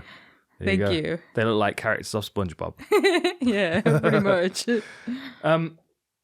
Yeah, I kind of just want to sit back with a box of popcorn with this one and just kind of enjoy it. I don't really want to pick either way. I think Cowboy's probably going to win, if I'm honest. Really? Yeah, I do. I feel Joe's going to do it. Yeah. If he does it, it can be a sub, isn't it? Yeah, He's just got so much damage, Joe Lauzon has. So much scar tissue. Yeah, but so is Donald. Then he's coming off like a pretty long losing streak as well. That's true, but he's here still because he still wants to be doing it. Otherwise, he wouldn't be because he's got all the money he needs and all the fucking toys and go-karts and speedboats and He's been hanging out a lot with Yair Rodrigues, so I wonder how much of that, like they've been working together and how much it's been transferring, like skill level wise, from one to the other. I just feel like Joe Lauzon, it's just a hard match. Like I remember when he got matched up against Marcin Held, and because Marcin is a great grappler, a fantastic grappler, but also a little bit unorthodox. So he goes like a lot for foot locks and stuff, and yeah, he was just like a hard nightmare of a match. Have you ever seen Michael Chandler against Marcin Held or Bellator fight? No, I haven't. Oh, it's wicked. Clamps onto him like a dog on a bone, and just really impressive. Yeah, I think I'm gonna go for Cowboy on this one. I think he's gonna be able to keep this as a kickboxing match. Anytime Joe Lauzon closes in, he's gonna underhook knee him to the body and separate. And I also think like you look at the guys that Cowboys fought recently. I mean, you know, like Morono and Pettis and McGregor and Gaethje and Ferguson. Joe Lauzon just doesn't have the same, even though he is as dangerous probably as a lot of those guys, he doesn't have the same kind of fear factor, which I think is a big thing for Cowboy. That's a good. You know, Yeah, that's a good I think point. he's less intimidating, and Cowboy doesn't do well with people who intimidate him. Yes. Yeah, that's a good point. Yeah. Yeah, I'm still going with Joe. Okay. I'll go Yeah, with- after his last performance. Yeah. I think if it wasn't for his last performance, I would probably be going for Donald. But after his last performance, I would give it to him. Because didn't he like grab the back to the point where he had sort of trapped, like took the back in a really awkward way, and he like trapped it to the point where he couldn't really defend. And he was just getting like punched in. And I thought that was pretty impressive. Like I rewatched it and I thought, yeah, it was really nice. He is vicious. Yeah, he is vicious. just the way he trapped and maneuvered. Yeah. What's amazing is he's 37. He still looks like he's 15. He still looks like he gets told off for just playing too much Fortnite. You know? I like Joe Lauzon. He was one of the people that they offered to me when I was talking about fighting again. I just couldn't afford Joe Lauzon. I just would have no interest in fighting him at all. I just like him. He's just a nice kid. Yeah. I'd rather train with him and be mates, you know? He looks a bit like mind fighting Stefan Cowboy. Struve. Like a small. Like a small Stefan Struve. Yeah, not like. Small Struve. Yeah. Yeah. Like his younger brother or something. No. Stefan Struve's younger brother is as tall as him. Okay. Like Or the- like his cousin. They could be like The short cousin. they could be like goalposts on a rugby field or something. Fucking huge. Okay. Let's move on Yeah. because I think I just want to enjoy this Cerrone Lauzon one. I don't really want to pick it. I think Cerrone's going to do it though. Okay. Ovince sent Prue against Mauricio Shogun Hua. And this is, of course, a rematch. We watched the OSP Shogun fight earlier today. And that was the one where Shogun slips on the skateboard in the meme and gets knocked out by that motherfucker, boof! Left hook that he does. He kind of peels off the fence, like circles him, poof, hits him What? really weird. And did a very, very similar thing to Alonzo Menefield, didn't he? Yeah, yeah. It was like... Exact same. It was like he punch. just tweaked it slightly and just made it a bit straighter and a bit of a better punch. OSP's another one of those fighters though. He just doesn't look like he wants to be in there. He just never looks like he wants to be in there. He looks like he's like, He reminds me a bit like I was watching it, and you know if you're ever like frying something and you like throw it in there and you kind of go like this so the oil doesn't splatter all over you. I feel like sometimes when punches come in his direction, he's like, ugh, I don't want to get like oil splattered. Yeah, he doesn't react well. He doesn't react well at all, and it makes him hesitant to commit to anything. It makes him hesitant to attack. It makes him hesitant to throw defensively. He just always looks uncomfortable. But then Shogun, I don't know. I mean, he's up and down, and he's Yeah, I just don't feel like Shogun is at a good point in his career. no. And I feel like I mean, I looked at him. they're almost the same, the age, but Rua looks a lot older. Yeah. So what's OSP's 30? Yeah, OSP's 39, 39. 40. They're almost the same age. Yeah, but this is the thing. Like OSP's 39. But so when was his debut? When was his MMA debut? And I don't know most of these people that he's fighting in his debut. Okay, so let's just have a little comparison here. So when OSP lost his pro debut to Rodney Wallace in 2008, where was Shogun? 2008. Oh, we're halfway through his fucking career already. Okay. So he's between fights. He's either just lost to Forrest Griffin in the third round by rear naked choke, or he's just beaten Mark Coleman by punches in the third round. That's crazy to think. Right? Of Forrest Griffin, like, in a fight. Not in a fight, but with a fighter that has fought him, because I feel like Forrest hasn't been fighting for so long. It does feel like he's been. Yeah, like he's like one of the pioneers of, a long time ago. But that's the thing though. He's like in my head, although obviously Forrest is a legend, he's not in that category. Like Shogun, I've got Shogun on the wall here somewhere. Where is he? I think he's down there. I've got a Shogun somewhere. Anyway, like Shogun was fighting in Pride in his 20s. Like when Vanderlei Silva was at the top of the game in Pride and he was decimating Kazushi Sakuraba and whoever else was there, Shogun was the one that was right underneath him, and everyone was like, he's the fucking animal that's coming after Vanderlei. Yeah. He's like the one that's going to follow in Vanderlei's footsteps and be the even better version. And that's when he was young. I mean, so he made his debut in 2002. Shogun and I are the same age. He's a couple of months older than me, Shogun is. He made his debut in 2002. I made mine in 2004. But by the time 2004 came around, he was stopping Akihiro Gono, who I fought in my UFC debut. He was stopping him with soccer kicks at 9 minutes into the first round in Pride. Like he was just a fucking animal. So many soccer kick wins. Soccer kicks against Quinton Jackson. Ricardo Almeida smashed him. Ricardo Arona. Like Arona was a guy that he looked the part. He looked like he was gonna be lethal, but he just didn't seem to like aggressive individuals. Beat Alistair Overeem back in 2005. Like you look at the wins on his record. Overeem twice. Mark Coleman once, and then a loss to him. Beat Liddell, beat Machida, beat Forrest Griffin, beat Brandon Vera. You can't fuck with this record. Yeah, I know, but look at like the guys that you're saying though. Yeah, but they're like a long time ago. No. They were more recent. They were UFC days. They were. He's beat Corey Anderson, who's arguably one of the best light heavyweights in the world right now. I know he's old. He just doesn't really look like he. He's old. He's old in fighting years because he's had some wars. And exactly. Plus he's from shootbox, and they used to beat the fuck out of each other every day. If you ever train anyway. in a shootbox gym, might as well be a shoebox. It might as well. Because there's no fucking space in there, and they cram 40 guys in that are all, they all like murderers. whamming at each other. They go so ham in those gyms, in those sparring sessions. Like you're fighting for your life. Yeah. In every training session, and like I just feel like. Fights.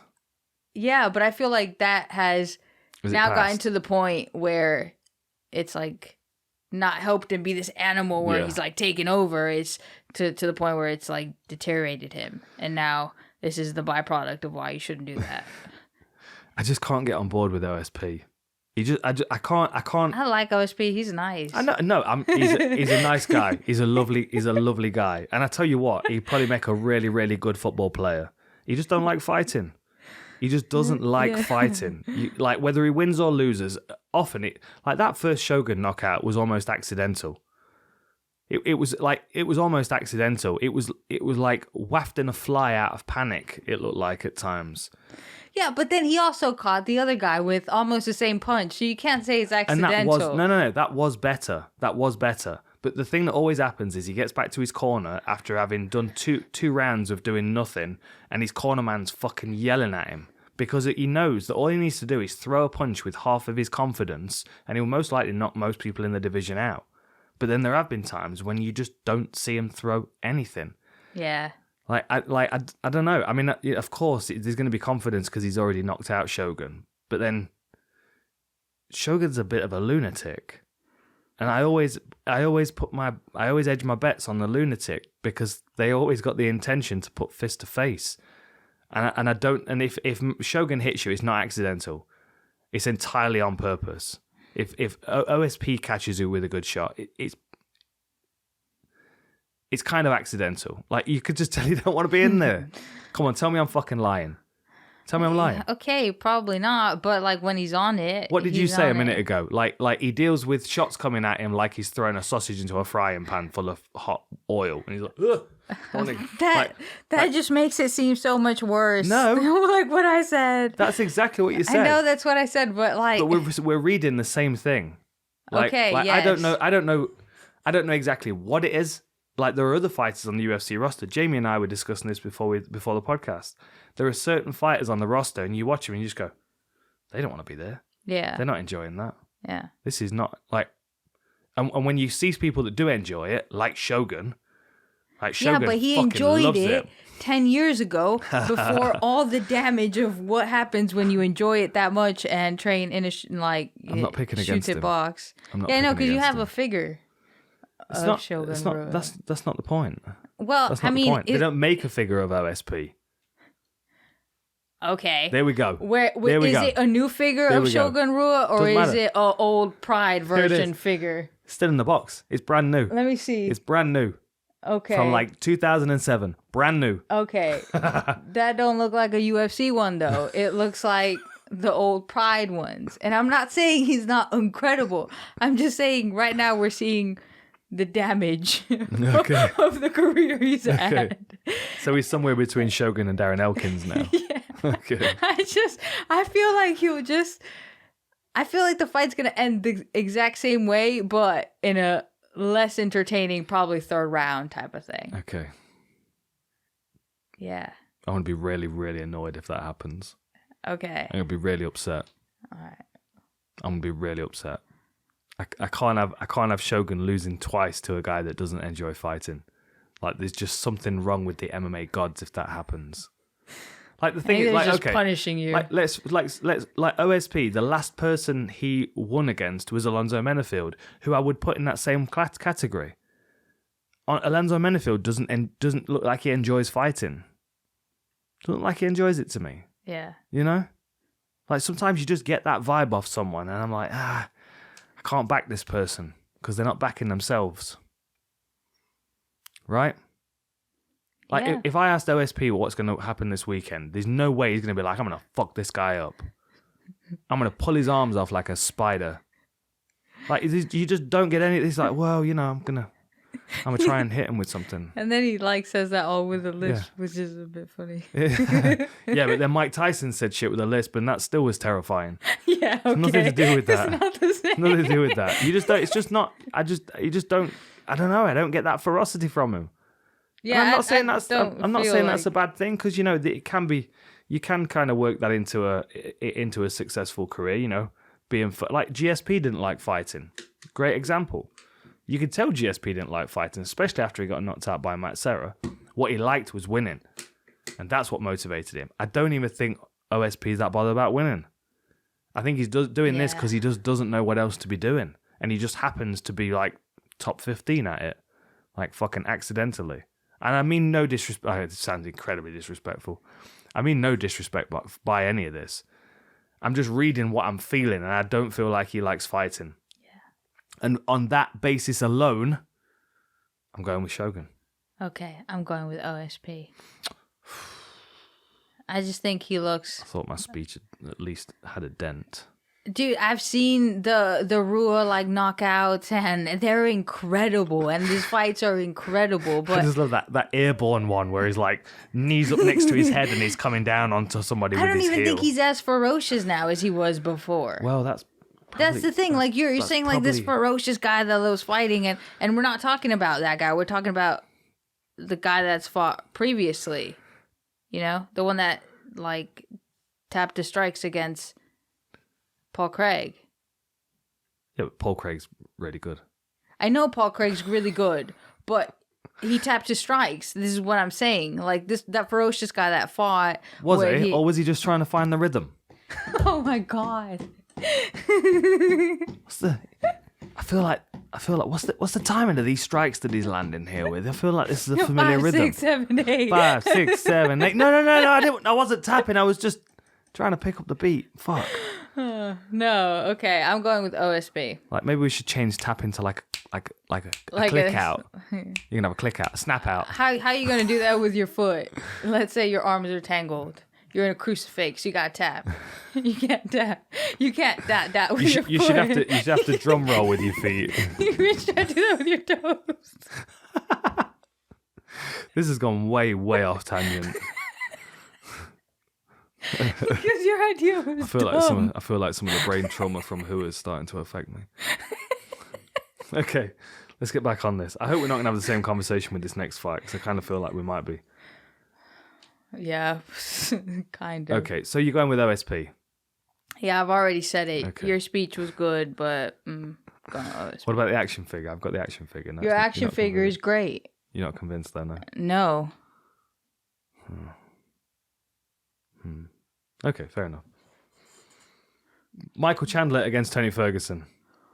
Bum, bum, bum. Oh, now you're excited. So you're not going to talk the same kind of shit at Tony Ferguson, who's arguably in the same situation as Shogun. Yeah, I do agree that he's probably in a similar situation, but not as far down the line. No?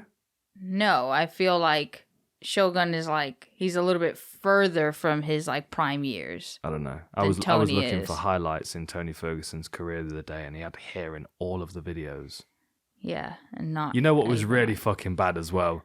There was a shot. I can't remember. He just doused somebody, and he was laying on a thing, and he put his arms up like that, and the unfortunate advert on the canvas next to him was Bad Grandpa, and he just like looked at him like, fucking hell, he looks like a badass grandpa. He actually does.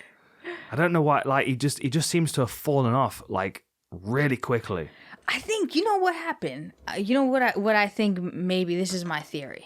Did he drop a hot tub on his head? The whole time I was thinking, when I was like watching stuff from Tony Ferguson, I was like, was he actually training with hot tubs or was that a joke Dan made? I can't remember. I can't, and I don't know the difference, and that is just as bad.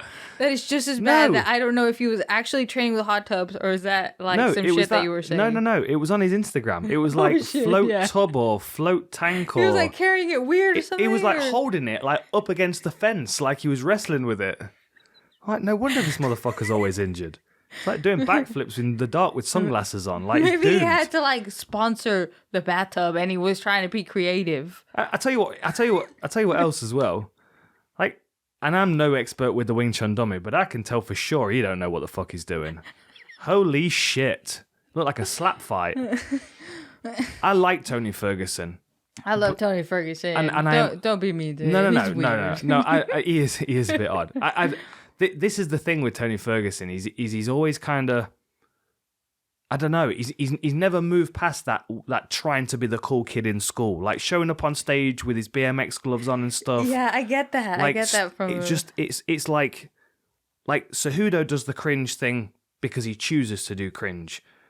Colby does the cringe thing because he chooses to do cringe. Because they saw that it was making him more money, and they weren't getting attention before, and now they are. So they're like, okay, whatever. This pays my bills. Exactly. Tony's just that guy.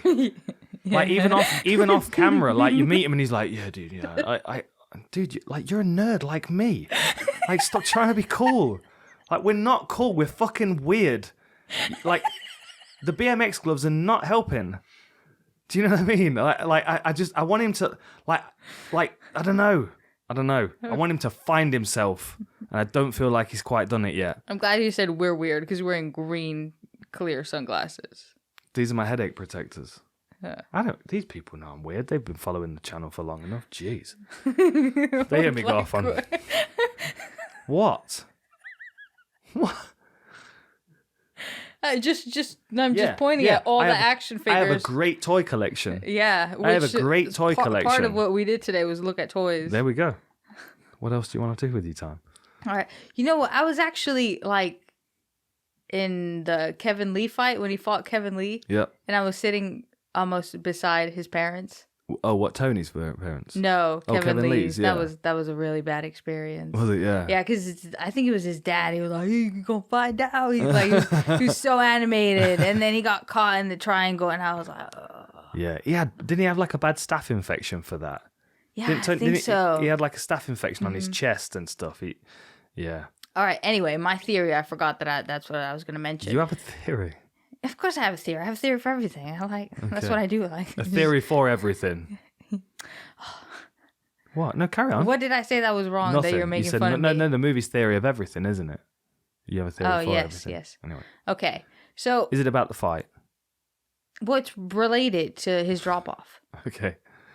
Because he was due to fight Khabib, and then he like fell because he was wearing his glasses. Okay, yeah, fair enough. Backstage in the dark. And then he like tried to get his knee back because like you have to be so careful with knee, like, what do you call it? With Ligaments. therapy, and all of that. Dealing with that is very, very complex. And if you mess up, it's like it can ruin you. Yeah, it can really ruin you. It's a knee. It's not something like small. Yeah, and for sure he's not doing the right shit. Yeah, he rushed it. He said he was done like super quick with it. Then he like made weight when he was supposed to fight Khabib or something. Well, yeah, I was just looking through the history here. So the first time they were matched was the 11th of December 2015. Yes. And Khabib was removed due to a rib injury. Mm-hmm. Then he was matched against Khabib again. Where are we? 16th of April 2016. And then Tony was removed due to injury. Then the match was made again on the 4th of March 2017, and Khabib was hospitalized due to weight complications. And then it was made again on the 7th of April 2018, so we're looking at like almost over a year later. Mm-hmm. And Tony torn ligament, which was the moonwalking over the cables in the back of the event, wasn't it? Mm-hmm. Well, I don't know if he was moonwalking. And then the last time they were matched up was the 18th of April 2020, and that was cancelled due to COVID. Yeah. Like, they were just never due to fight, were they? And then he's lost 3 since then. Gaethje by stoppage in the 5th, which was a pretty bad beating, that was. Yeah. Oliveira dominated him, and then so did Beneil Dariush. Like, the reason why I think this is an interesting one for Tony is because Michael Chandler fought out of ego and bravado against Gaethje, and I think if he does that against Tony Ferguson, then Ferguson's got elbows and he's got good straight punches and he's got good neck attacks. Mm-hmm. And I think this is a 3-round fight. It might be a bit of a wild pace. I don't know whether Chandler's trying to like go out with a bang, but he didn't fight Justin Gaethje like he was planning on going back to the belt. He fought Justin Gaethje like he was angry that he lost in the belt in the championship fight. Yes. Do you know what I mean? It was like he had this frustration and anger, and because he was landing big shots on Gaethje, you just kind of got drawn into it, and then you're in Gaethje's game and he's smashing you with low kicks and taking your legs away. Yeah. I think if he tries to do that with Tony Ferguson, there's absolutely a chance that Ferguson can smack him with an elbow or, hurt him, wrap his neck up when he shoots a lazy shot and sub him. Darces and anacondas. Definitely see Tony Ferguson doing that. I think if Michael Chandler shows up and decides he's going to play it smart and be technical, I think he stays on the outside, and that leaping jab cross that he's got, that he's put so many people out with, I think he might catch Tony and knock his sunglasses into the 28th row. Yeah. One thing that I really liked about Michael Chandler when I was watching is, if you see the beginning of the Charles Oliveira fight, it starts off, Charles throws like a low calf kick and he kind of like spins around. Takes him straight off his feet with the first one, yeah. And then in the start of Justin Gaethje fight, he goes in with the exact same technique and he gets out of the way. I feel like at some point he got so excited that he was getting Justin Gaethje to where he was like, I hit him with, because it was clean to the point where it should have knocked him out. Mm-hmm. And then it was getting further and further away from being technically like sound. Mm-hmm. It started to get a little bit more wild, a little bit more ragged, and he started to get a little bit more tired. Mm-hmm. To where, Justin Gaethje's a little bit like, I'm tired all the time, and I'll like keep fucking swinging at you. Yeah. But Chandler was derailing a little bit from his power shots, and especially because stuff was going out to the guard, and he was just overly excited. Mm-hmm. And Justin's one of those, like, you almost knock him out all the time. All the time. So you feel encouraged to keep punching him, and then you can't put him away, and he's still there in the 3rd, 4th, 5th round. Yeah, and then you're like oh shit, the fight's like getting away from me. And I think maybe that's something that could have happened. Like, he was like, like, kind of like those vending machines where you put like a quarter or a pound or something to get that toy. Mm. And you know how like you like move it and then you click it, and then it just like, I feel like that's what almost knocking out Justin Gaethje's like, and then you're like, I almost did it. I'm just gonna put one more coin in, and then you're broke. And then you're broke. And you got 20 pounds. Your cardio broke. Yeah. Well, like it's some form of payment, whether it's a coin, whether it's your cardio, whether it's your technique, or the time. Yeah, or like the time away from, because it was 3 rounds. It wasn't like, okay, now I can just take him down and try to control him some way. Yeah. But he did those really good, those like teeps to the midsection, which I feel like if he uses it, that would be really nice. Because if he overcommits with that cross, he can just run into elbows, especially those up elbows that Justin Gaethje caught him with nice like uppercuts. So if Tony Ferguson does that with elbows, or when they're kind of close, Justin also landed a good elbow, which I feel Tony does better. Yeah. Well, you watch the ones that he landed on Josh Thompson, and he's like reaching for the hands and then smashing across. Yeah. Like I could see him doing that. I really think this is a very, very winnable fight for Tony Ferguson based on the last Chandler that we saw. I don't know. I kind of feel like I'm discrediting Chandler by saying that by saying that I think Tony's going to win, because I'm assuming a certain type of Chandler is going to show up. And I know how good Chandler is. I know how dangerous he is. But you don't feel like he's probably learned from that? Like, I feel a lot of people have probably told him, hey, you shouldn't have gotten to a fist fight with Justin Gaethje, you know? I kind of feel he's like, oh, yeah, next fight I'll be smart. Yeah, but I kind of feel like he's going to think the same thing again about Tony. Like, he's going to hit Tony a couple of times in the first round. He's going to probably bloody him and hurt him and feel like he's easy to hit. And then he's going to keep hitting him. And he's going to walk onto a smashing elbow. He's going to get bloodied and a bit rocked. And then Ferguson's going to wrap up an anaconda or a darce and choke him. Yeah. I don't know why I could see that happening. Yeah. Michael did get caught with a few elbows and against Justin Gaethje. Especially he was bloodied as well. Yeah, especially. Yeah. Wasn't that the first thing that made him bloody was an elbow? Yeah. That's what's dangerous with fighting Tony. We're fighting anybody with elbows, like Angela Hill. Yeah, when she fought Ariane Carnelossi, it was kind of it was kind of like sort of similar in the fact that Cardossi's like this strong, bulky, probably like power puncher, or not power puncher, but like just powerful individual. And it's just like, how do you stop that bullet train? It's like with elbows, you cut them and you like damage it and you get out of the way. Yeah. But is this the Tony Ferguson that gave us all these great fights before, or is this like Tony Ferguson on a downward spiral? I think Tony's still a very, very good fighter. I just think he's ran into like the top guys. Yeah. I think he's right, and I think you can say the same thing with Chandler.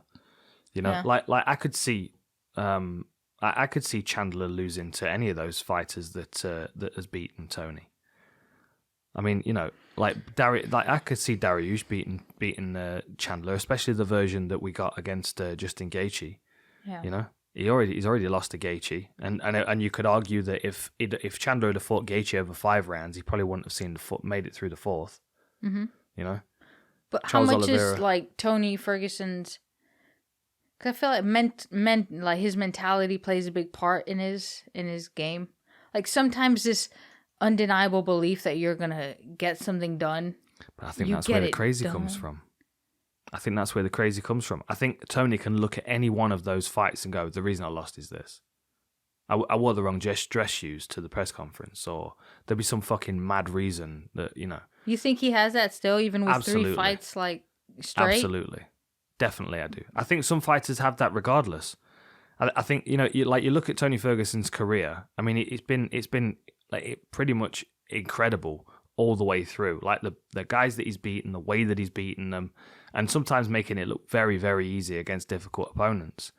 And then he's ran into, you know, Gaethje, who's fighting for the belt, the guy that's the champion, and then he lost a 3-round decision to Beneil Dariush, who, again, Tony could quite easily write that loss off as, I wasn't motivated, I didn't train properly, you know, dropped a bathtub on my foot, whatever his reason is. But I'm saying it's silly, but like there's a level of like mad self-confidence that can bridge any gaps. And I do feel like Tony Ferguson's still got that. I feel like I think he'll have a lot of confidence from watching Chandler against Gaethje. Yeah. You know, he knows he makes a mess of people. The conversation about him fighting Khabib was, but what about his elbows?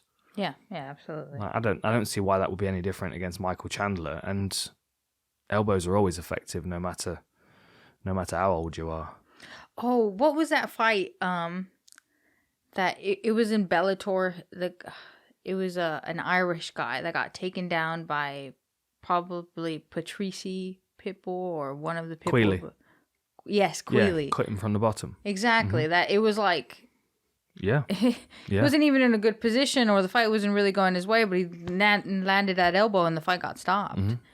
Kenny Florian, Sean Shirk. Sean Shirk dominated that on the floor, but Kenny Florian was known for his elbows. Cut him really bad from the bottom. Brian Ortega against Thiago Tavares pushed him off and dropped him onto an elbow. And is that the one where he was from guard that he framed him away and then let him into go? it? That is one of my favorite. Yeah. And then the other thing you have to consider is anybody aside from Kevin Holland that's going to win with hammer fists from the bottom is going to be someone that's willing to throw hammer fists from the bottom, which is like Tony Ferguson. Yeah. And I think Chandler's not Chandler's got a very dominating top game.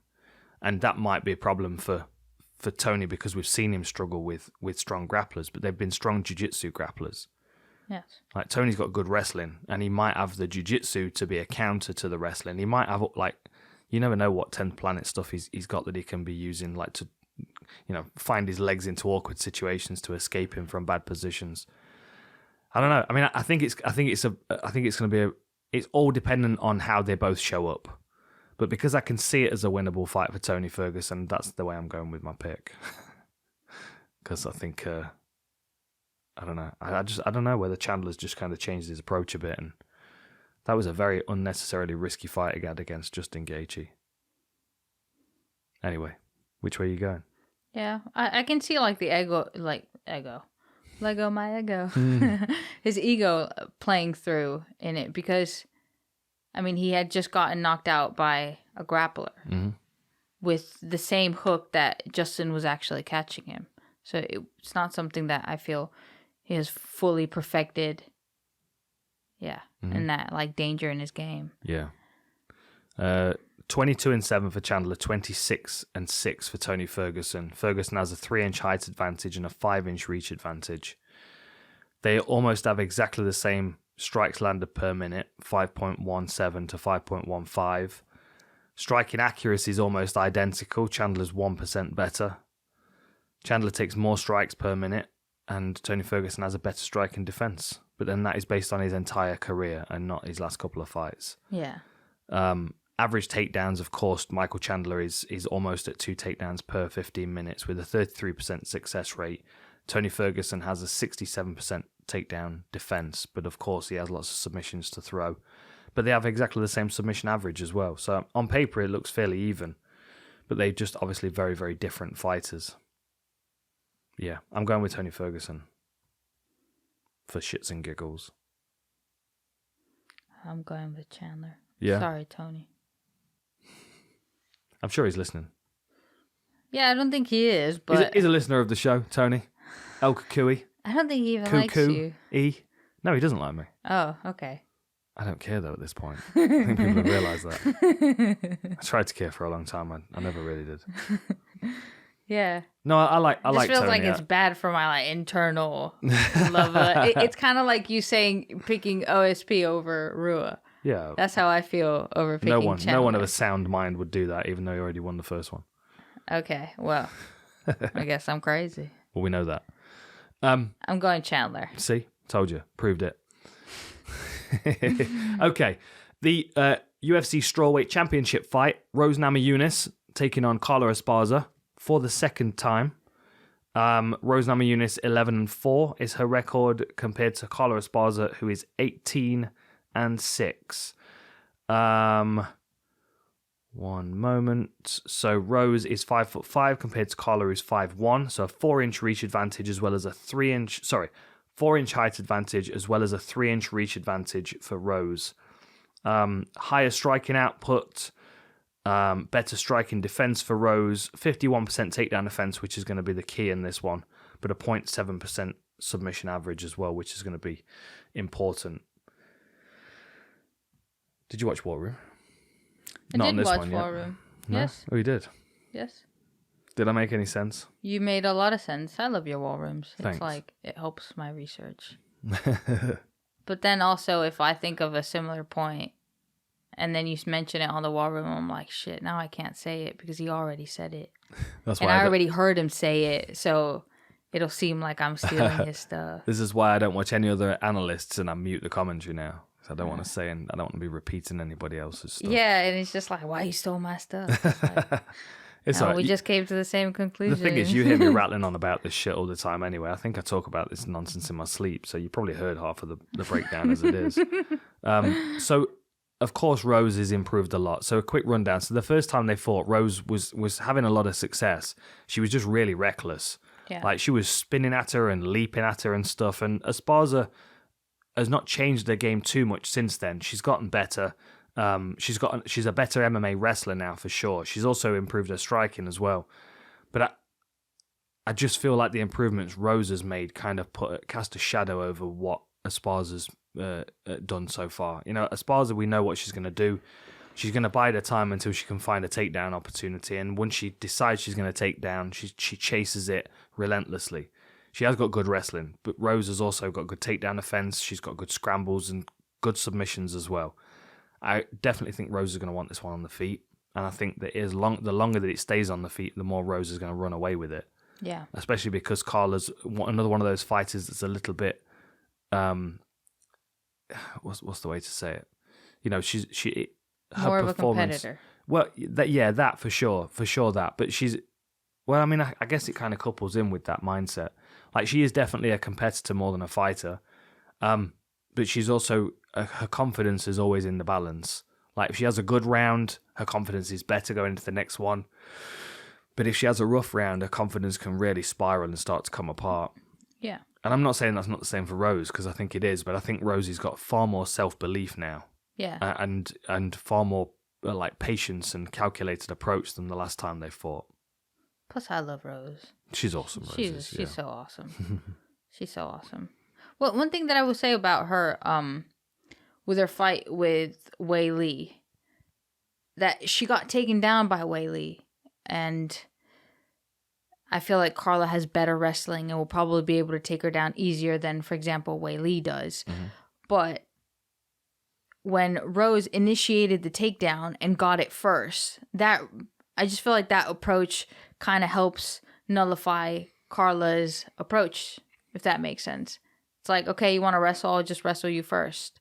Mm-hmm. And it's different because sometimes maybe Carla will be really good at taking it to the ground because she's used to having to fight for a takedown, wanting it to be a ground fight because the fighters she's fought are strikers or whatever. So when you take it to the ground yourself, then, you know, that's like the constant battle of attacking. But not everybody's good on their back, especially not as much a wrestler. Might catch her off guard if Rose tries to. Yeah, I mean, that's like, good I'm coming to strike you, and then goes in for a takedown. And if she mixes that up, I think it'll help if she's struggling with her takedown defense. Mm-hmm. Maybe she doesn't need to do that. Maybe she can just stuff a takedown and just, you know, like just wail at her, kind of like Joanna did. But if she's not able to do that, I think one way she can get bypass the wrestling defense issue is that you don't have to defend it when you're attacking. Mm-hmm. Yeah. When you get the takedown. Yeah. I mean, she was 2 for 2 on takedowns against Zhang Weili. She was taken down 5 of 11 attempts by Zhang Weili. But then she was only controlled for just over 3.5 minutes. Yeah. Whereas she had 7 minutes of control in that fight. Mm-hmm. It's a good thought. I mean, especially because she doesn't really need Carla to. She does same as Charles Oliveira, as I was saying in the breakdown shows. She doesn't need to take her down to hold her down. She needs to take her down to get her to scramble back to her feet, and most likely she'll turn her back and give her back. Yeah, and then she can jump on something and then do something like that. Plus, she's done really good at rematches.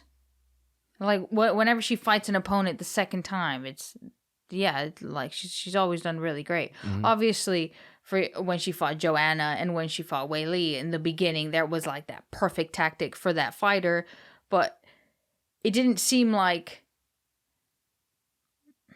it didn't seem like that was the tactic to end the fight, if that makes sense. Like with Masvidal, with Ben Askren, it's like, this is something that I'm going to land, and if I do, it's going to be great. Mm-hmm. It was just, these are some things that she saw within it.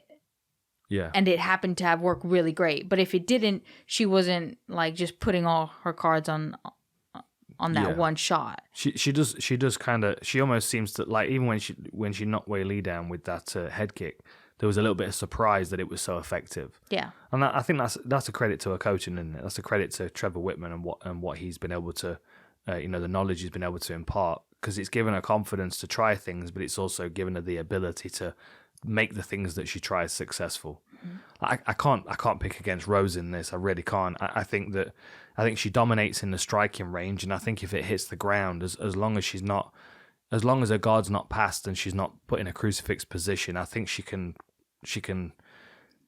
hang with Esparza on the floor enough to to at least restart each round. Like, you might be right. I mean, she might start the first 2 rounds intending to strike, get taken down on both, and not be able to get on top or back to her feet, and then come out in the third and put it on her, take her down. Yeah. It might be a really smart game plan, that. Yeah. But I think Rose takes it. Yeah, I do as well. And one thing that I've thought is, with Usman right in that camp, how much has he helped maybe Rose out? Because they seem to all be like a pretty solid team. It helps when you're all champions, doesn't it? You know what I mean? Like, something's working. Yeah. And yeah, maybe he's helped her out with something like that, or given her like some good tips, or just worked, because his striking has improved massively, and I'm sure he's helped them with his wrestling. I'm sure it's been like a give and take, a sharing of knowledge. And Gaethje, who's been in training camp with her, Exactly. There are people that can help with the problems that she might face with Carla, and maybe they're not the same size where they could just train it together, but there's loads of girls that go and train with Rose, and that can help her out. Yeah. And when you're the champion, I mean, like, you just text anybody and they'll say yes, they'll come over to train with you, which is also very, very useful. Yeah, yeah. So we're going with Rose, are we both? Yeah, I'm going with Rose. Yeah. Plus, I love it when she wins. She always has a reaction that makes me like kind of tear up. It's like, you fucking go, girl. You're awesome. Okay, main event. Charles Oliveira defending his lightweight title against Justin the Highlight Gaethje. So 32-8 for Charles Oliveira, 23-3 for Justin Gaethje. Go on, what's your thoughts off the bat, and I'll do tail of the tape. Ooh. Big Charles Oliveira fan, are you not? Yes, guilty. Yeah, he's very slick. He to do the breakdown show for this, and just to remind you, we are going to do a live War Room on Thursday at 2 p.m. UK time. So I'll do the main event War Room, and then we'll have a chat after about that fight or whatever other fights on the card that you want to. My breakdown show is also out for this, so if you want to check that out, get on YouTube, search Dan Hardy Breakdown Show. We could probably have a pop-up or something here. And if you find that you can't click on it, because that might happen to you for whatever reasons, our sponsor today is NordVPN. Go to nordvpn.com/outlawed and you'll get a huge discount, as well as a free month and a free gift, and it's 30-day money-back guarantee, so you can try it. You can suck it and see, as they used to say at FOP, which was a good record shop. Anyway, so you can do that. So you can go check out the breakdown show. We're already over 250,000 views on it, which is awesome. Imagine with NordVPN. Imagine.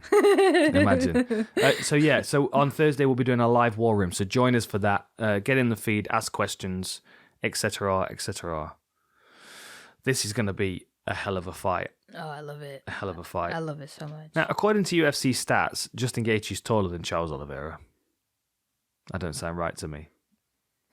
I would say the person that measured Justin Gaethje at 5'11" is the same person that measured Donald Cowboy Cerrone at 6'1". Yeah, I don't see Donald being 6'1". Yeah. I don't even see him being 6 foot. I think Justin Gaethje is probably 5'10", and I think Charles Oliveira is maybe 5'11". I could see the heights being reversed. There's not much in it, but I definitely think Charles Oliveira is taller. He has got a longer reach at 74 inches compared to Gaethje at 70. Yeah. But Gaethje, again, he's like a very short-range fighter anyway. It's like chop, low kick, hooks, uppercuts. Oliveira's really good long range. Nice straight punches, setting people up with uppercut. That teep to the midsection that he folds people with into his neck attacks. Off the bat, I think Oliveira has the advantages in a lot of ways. I can't get around the fact that he does get hit a lot. Especially in the first round, he seems to like to stand quite high, like Muay Thai style, with it and prod with his lead leg. Justin Gaethje's... but he's blind. Why doesn't I don't understand so why Gaethje. Yeah, but I feel like Oliveira is way more blind. Like, have you looked at him while he has glasses on? You kind of like try and see what he's talking about, and then while at the same time think, how do you see with those glasses? So you're telling me that he gets hit a lot because he doesn't see the punches coming? Yeah. You're not filling me with confidence here against Justin Gaethje. No, but I feel okay. I just feel like that's why he's a little bit so hittable in that first round, because he can't really see.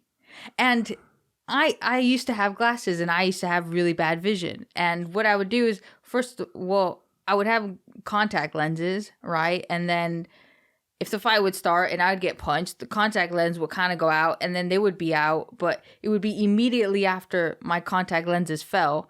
So my vision was a lot worse than if I would have not worn glasses, right? And then I had surgery, so I no longer have that issue. That was the best thing I've ever done in my life. So why does he not do that? Yo, I don't think you could fix that. No? Was he really that bad? But didn't Justin Gaethje like really, really bad, and then he got his eyes fixed? I'm sure Justin Gaethje had corrective surgery. Oh yeah, well, like you can, but it depends what you had. Like for example, I had a lot of astigmatism, but I had just enough to where you were still able to fix it.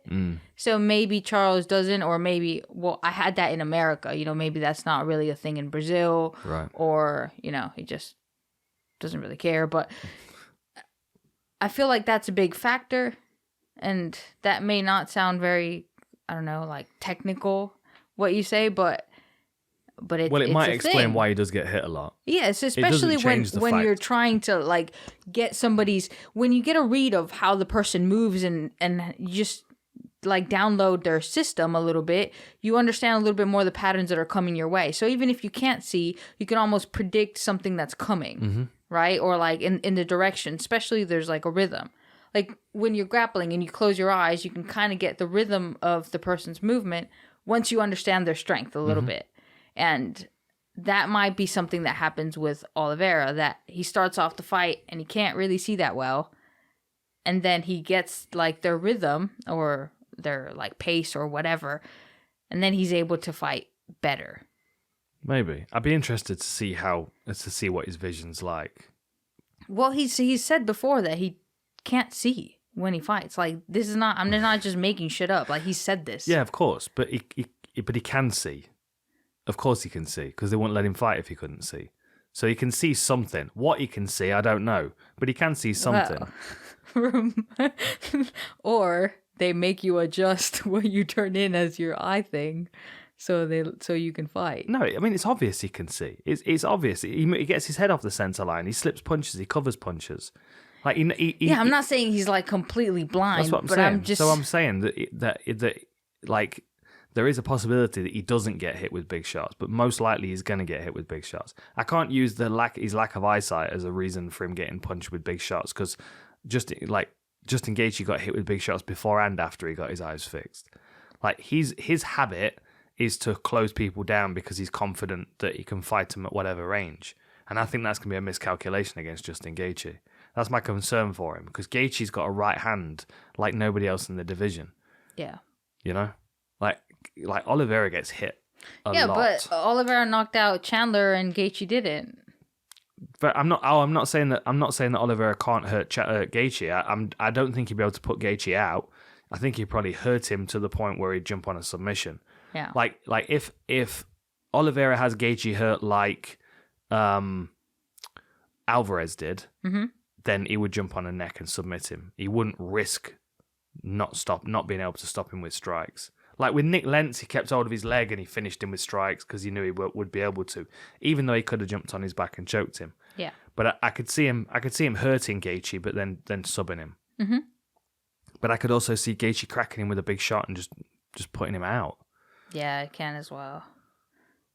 I can really see that. And the reason why that would work well for the UFC is because then you get Gaethje against McGregor. And you can't really sell McGregor against Oliveira. But you can sell McGregor against Gaethje.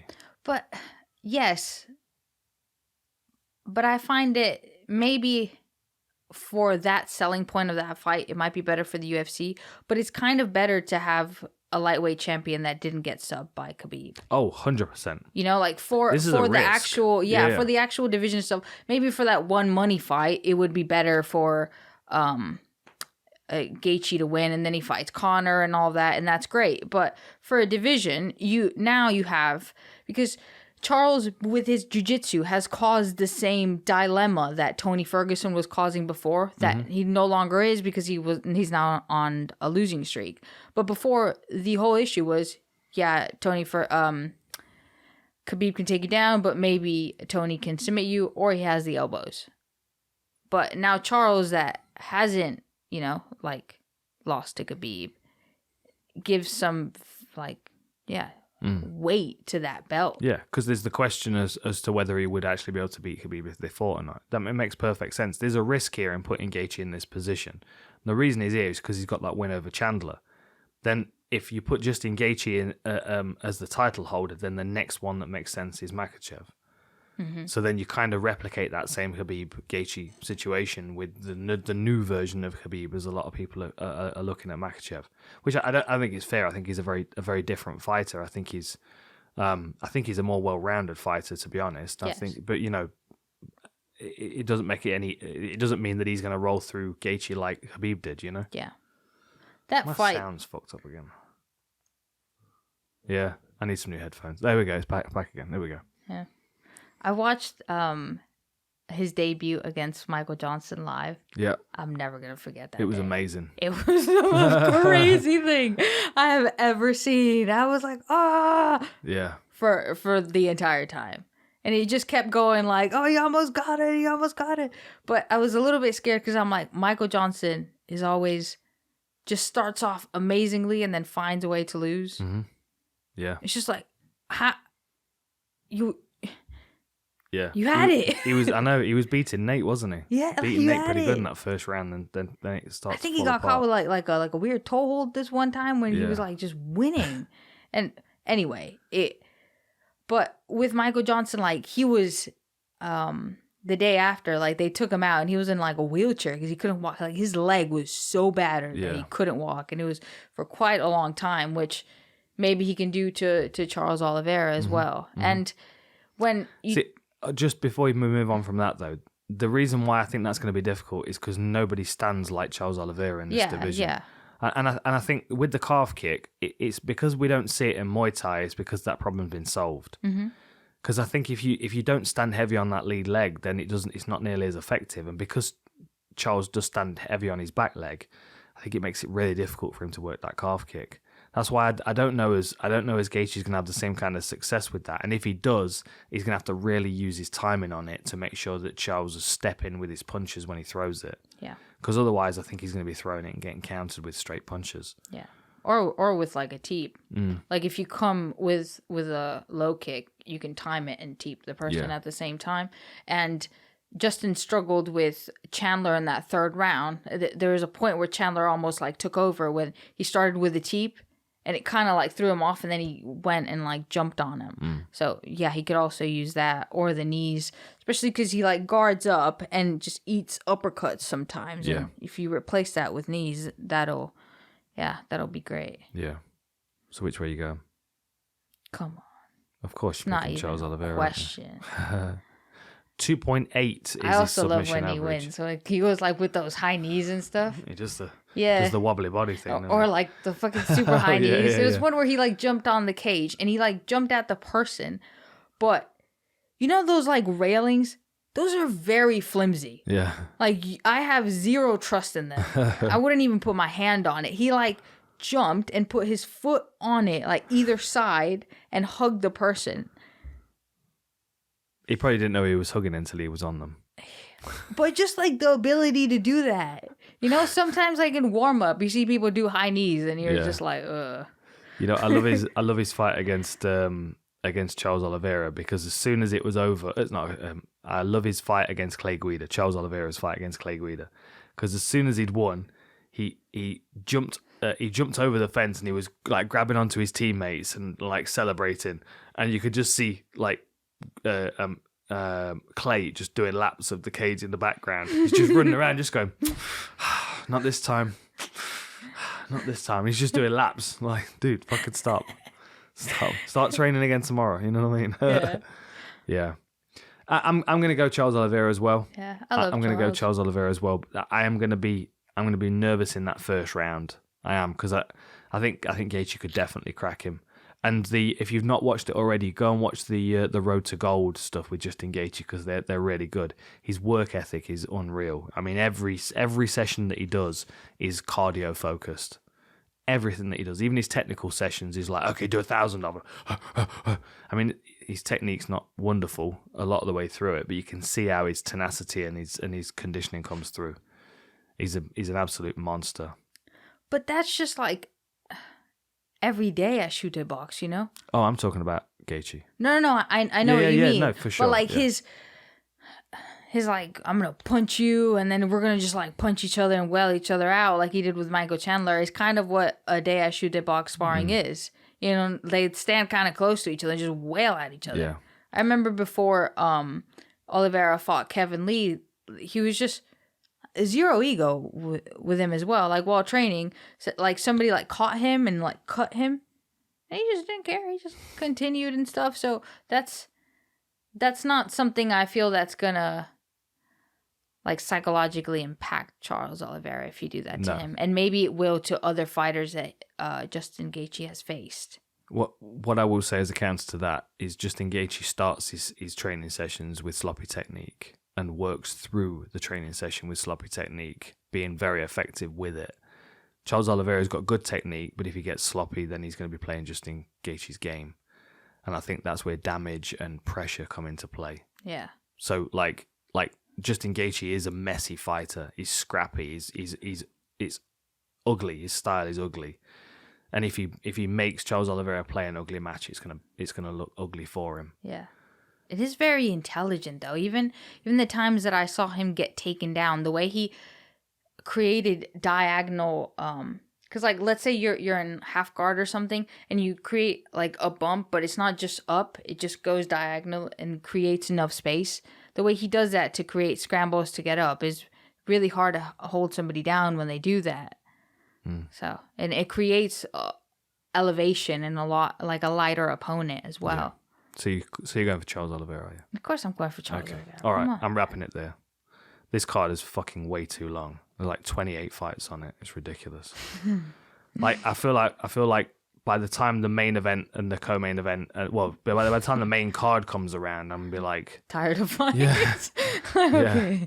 Yeah. Peace and love, man. Give each other a hug. Yeah. So great fights all the way down this card, really. I mean, Oliveira Gaethje is a banger. Of course, Namajunas against Esparza. Make sure you check out the War Rooms for Chandler and Ferguson, for Namajunas and Esparza. Make sure you join us on Thursday at 2 p.m. for the live War Room for the main event, Charles Oliveira, Justin Gaethje, as well as a bit of a chat with you guys about the rest of the card. And shout out to our sponsors, NordVPN. So go to nordvpn.com/outlawed and you'll get a huge discount, a free month and a free gift, and it's 30-day money-back guarantee if you change your mind. And xbrain.co.uk, enter the code OUTLAW and you'll get 20% off. And that is protein and brain supplements and on-it products and all kinds of stuff. Go and check it out. You'll definitely find something on there that you want. All right. Must be time for some food. All right. Good stuff. Catch you next time.